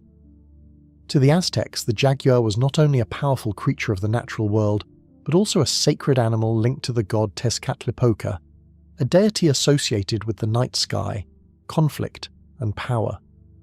Because jaguars were so respected and feared, they often became the center of myths and legends. Indigenous people told stories of shamans who could turn into jaguars, or of jaguars that were guardians of the forests. In some traditions, the jaguar was seen as a bridge between the human world and the spiritual realm. It represented mystery, darkness, and hidden knowledge. At the same time, people living close to jaguars knew that these cats could be dangerous if approached or threatened. This duality, respect and fear, shaped the way people interacted with them for thousands of years. When it comes to actual human attacks, jaguars were less likely to target humans compared to other big cats such as lions or tigers. Most jaguars prefer to avoid people, staying hidden in the deep jungle. However, in ancient times, when people ventured into remote forests for hunting, gathering, or building settlements, encounters with jaguars were more likely. If a jaguar felt threatened or cornered, it might attack to defend itself. There were also rare cases where jaguars preyed on humans, especially when they were injured, old, or unable to catch their usual prey. Historical accounts from Spanish colonizers in the 16th century describe jaguars attacking villages in South America, especially in the Amazon basin, where human expansion pushed into jaguar territories. Even today, there are occasional reports of jaguars attacking people in remote areas of the Amazon or Central America. However, such cases remain rare, and in most situations the attacks occur because the jaguar feels trapped or is defending its cubs. In contrast to lions, which sometimes became man-eaters in parts of Africa, jaguars never developed a reputation for consistently preying on humans. Their attacks are usually isolated and situational. Jaguars are territorial animals. A single male may control a territory that ranges from 25 square kilometers to more than 100 square kilometers, depending on the abundance of prey and the type of habitat. Within this territory, the male tolerates the presence of several females, but not other males. Females also maintain their own ranges, though these are usually smaller. To mark their territories, jaguars use scent marking, scratching trees, and roaring. Their roar is a deep series of cough-like sounds, very different from the full-throated roars of lions. These vocalizations are used to warn intruders and to communicate with mates. Jaguars live mostly solitary lives, except during mating or when a mother is raising her cubs. The gestation period for a jaguar is about 100 days, and females usually give birth to 2 cubs, although litters of up to 4 are possible. The cubs are blind at birth and completely dependent on their mother. The mother raises them alone, protecting them fiercely and teaching them how to hunt as they grow. Cubs stay with their mother for about 2 years before becoming independent and finding their own territories. The Jaguars' range once extended from the southwestern United States through Mexico and Central America and deep into South America, all the way to Argentina. However, their distribution has shrunk significantly over the past few centuries due to hunting, habitat loss, and human expansion. In the United States, jaguars were once found in states like Arizona, Texas, and California, but they were largely exterminated there by the 20th century. Today, only a few jaguars are occasionally spotted crossing into southern Arizona and New Mexico from Mexico. In South America, they are still present across the Amazon basin, but their numbers are declining in many areas where forests are being cut down for cattle ranching or soybean farming. One of the greatest threats to jaguars today is habitat destruction. The rainforests where they live are being cleared at alarming rates, reducing the areas where jaguars can hunt and live. Another threat is poaching. In some regions, jaguars are killed by ranchers who see them as a danger to livestock. Their beautiful coats also make them targets for the illegal wildlife trade. Conservation groups have been working for decades to protect jaguars by creating wildlife reserves, promoting coexistence with local communities, and fighting against poaching. The jaguar is now listed as near threatened on the International Union for Conservation of Nature's Red List, meaning it is at risk of becoming endangered if current trends continue. Jaguars are not only powerful predators, but also highly adaptable animals with fascinating ecological roles and behaviours that scientists have studied in detail. Unlike many big cats, jaguars have been recorded using a wide range of habitats beyond rainforests, including dry scrublands, grasslands, swamps, and even montane forests up to 3,800 metres above sea level in the Andes. They adjust their activity patterns depending on prey availability and human presence. In areas with little disturbance, jaguars may be active during the day, but in regions where humans are present, they often become nocturnal to avoid conflict. Their home ranges overlap with multiple prey species, and studies show that jaguars actively regulate the populations of medium-sized herbivores, which prevents overgrazing and helps maintain plant diversity. They are also ecosystem engineers in riparian zones, where their hunting of aquatic species like caimans and large fish indirectly shapes wetland food webs. Research using camera traps and GPS collars has revealed that jaguars are surprisingly efficient travellers, capable of moving several kilometres in a single night while patrolling their territories. They also display complex behaviours such as caching food for later use, dragging carcasses into dense cover or into water to keep them safe from scavengers. Cougars, also known as mountain lions, pumas, panthers or catamounts, are among the most mysterious and secretive big cats of the world.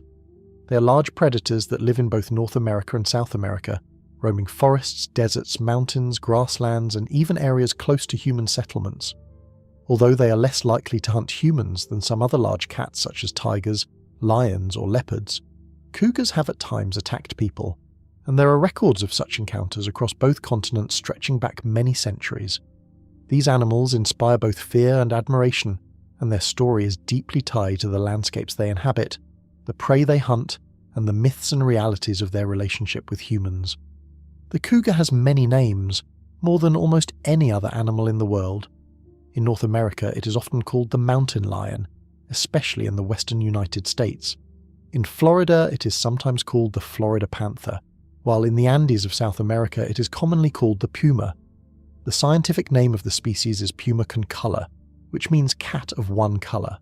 The name fits well because unlike spotted big cats like the jaguar or the leopard, the cougar has a smooth coat of tawny brown or greyish fur that does not carry distinct spots or stripes in adulthood, although cougar kittens are born with spots that fade as they grow older. This plain coat allows the cougar to blend into the rocks, forests and dry grasslands of its environment, making it an efficient ambush hunter. Cougars are powerful animals. An adult male cougar can weigh between 120 and 200 pounds, which is about 55 to 90 kilograms. Some exceptionally large males can even reach 220 pounds, which is about 100 kilograms. Females are smaller, usually weighing between 65 and 120 pounds, or about 30 to 55 kilograms. From nose to tail, cougars can measure up to 8 feet long, with the tail itself making up almost 1/3 of that length. The long tail helps the cougar balance as it moves swiftly across rocky cliffs or leaps through trees. Cougars are incredibly agile, able to leap more than 18 feet into the air in a single bound and cover horizontal distances of more than 40 feet in one jump. This athletic ability makes them one of the most skilled hunters in the Americas. Unlike lions in Africa, which live in prides, cougars are solitary animals. They do not form large social groups. Each adult male usually keeps a wide territory that may stretch across more than 100 square miles, depending on the availability of prey. Females also keep territories, though they're usually smaller than those of males. A male's territory can overlap with the territories of several females, but males fiercely defend their space from other males.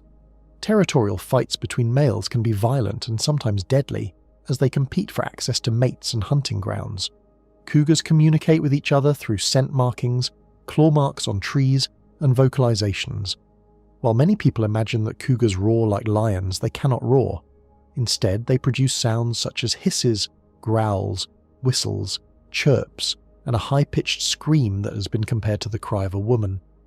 This scream is especially associated with females during mating season and has been the source of many eerie legends in rural communities where people heard such cries in the night. Cougars are skilled predators that rely on stealth and strength rather than speed in long chases. They stalk their prey quietly, using cover such as rocks, bushes, or trees to remain unseen until they are close enough to pounce. With a sudden burst of speed, they leap onto their target using their strong forelimbs to grab hold and their sharp teeth to deliver a fatal bite to the neck. Their preferred prey in North America includes deer species such as white-tailed deer, mule deer, and elk. In South America, they often hunt guanacos, vicuñas, and rheas.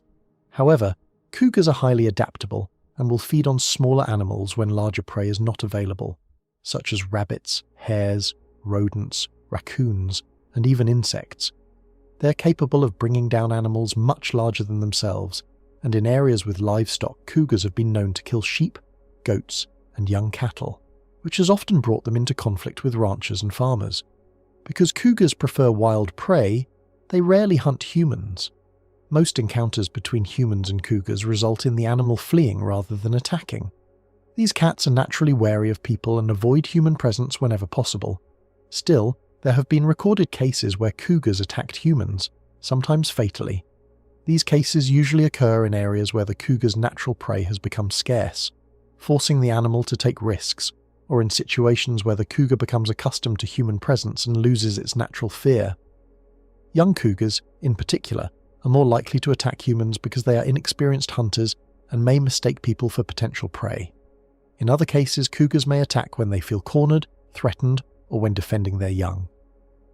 One of the earliest recorded accounts of cougar attacks in North America comes from the early colonial period, when European settlers moving into wilderness areas described frightening encounters with what they often called panthers, or painters. Folklore grew around the eerie screams of cougars, which people believed were the cries of supernatural beings in the woods. Although actual attacks were relatively rare, the fear of cougars was strong enough to shape stories, legends, and even hunting traditions. In some Native American cultures, the cougar was both feared and respected, seen as a symbol of strength, courage, and guardianship. Among the Inca people of South America, the city of Cusco was said to be laid out in the shape of a puma, emphasizing the animal's importance as a spiritual symbol. Modern records of cougar attacks show that they are rare but do happen. In the United States and Canada, only a few dozen fatal cougar attacks have been confirmed in the past 100 years. For example, from the year 1900 to the year 2000, fewer than 20 people were killed by cougars across the entire United States and Canada combined. In comparison, far more people are killed each year by domestic dogs, snakes, or even deer through vehicle collisions. Still, the fear of cougar attacks remains, partly because the idea of being stalked by a silent predator is deeply unsettling. Survivors of cougar attacks often describe the terrifying suddenness of the event, with the animals springing from cover and knocking them down before they have time to react. In many cases, people have been able to fight back using rocks, sticks, or even bare hands, managing to drive the animal away. One particularly famous case occurred in the year 2018 in Colorado, when a jogger was attacked by a young cougar while running on a mountain trail. The jogger managed to fight back, eventually suffocating the animal with his hands in self-defense. This rare story of a human killing a cougar with bare hands spread widely in the media, reminding people that while cougars are powerful predators, they can be fought off by determined humans, especially if the attacking animal is young or inexperienced.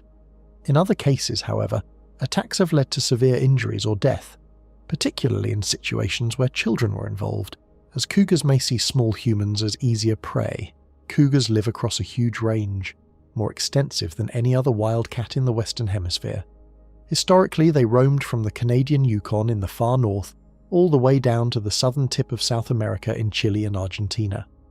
This range stretched for thousands of miles and crossed almost every type of landscape. Today, however, their distribution has been reduced in some areas due to hunting, habitat loss, and conflict with humans. In the eastern United States, for example, cougars were largely wiped out during the 19th century as settlers expanded farmland, hunted deer, and killed predators. The so-called eastern cougar was declared extinct in the year 2011, though there are still occasional reported sightings that spark debates about whether small populations survive in remote areas. In contrast, populations of cougars remain stronger in the western United States, Canada, and much of South America.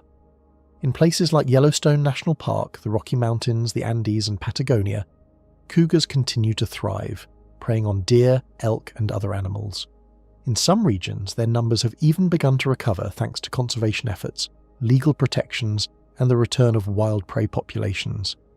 The Florida panther, a subspecies of cougar, is one of the most endangered cats in the world. By the mid-20th century, its population had dropped to fewer than 30 individuals due to hunting and habitat destruction. Intensive conservation programs, including habitat protection and the introduction of new genetic material from Texas cougars, have helped the Florida panther population rebound to more than 150 individuals today. Still, they remain critically endangered, threatened by vehicle collisions, disease, and loss of habitat to development. The adaptability of cougars is one of their greatest strengths. Unlike some other big cats that require very specific habitats, cougars can survive in deserts, forests, wetlands, mountains, and grasslands. They can live at sea level or at altitudes of more than 10,000 feet in the Andes. Their wide diet and solitary lifestyle allow them to adjust to different environments more easily than many predators. This adaptability has even brought them into urban and suburban areas where cougars have been spotted in backyards, near highways, and on the edges of cities. In recent years, there have been cougar sightings in places like Los Angeles, where a famous cougar nicknamed P22 lived in Griffith Park, a large urban park surrounded by the city. This animal became a symbol of urban wildlife and the challenges of living alongside predators in modern times. Cougars play an important role in the ecosystems they inhabit.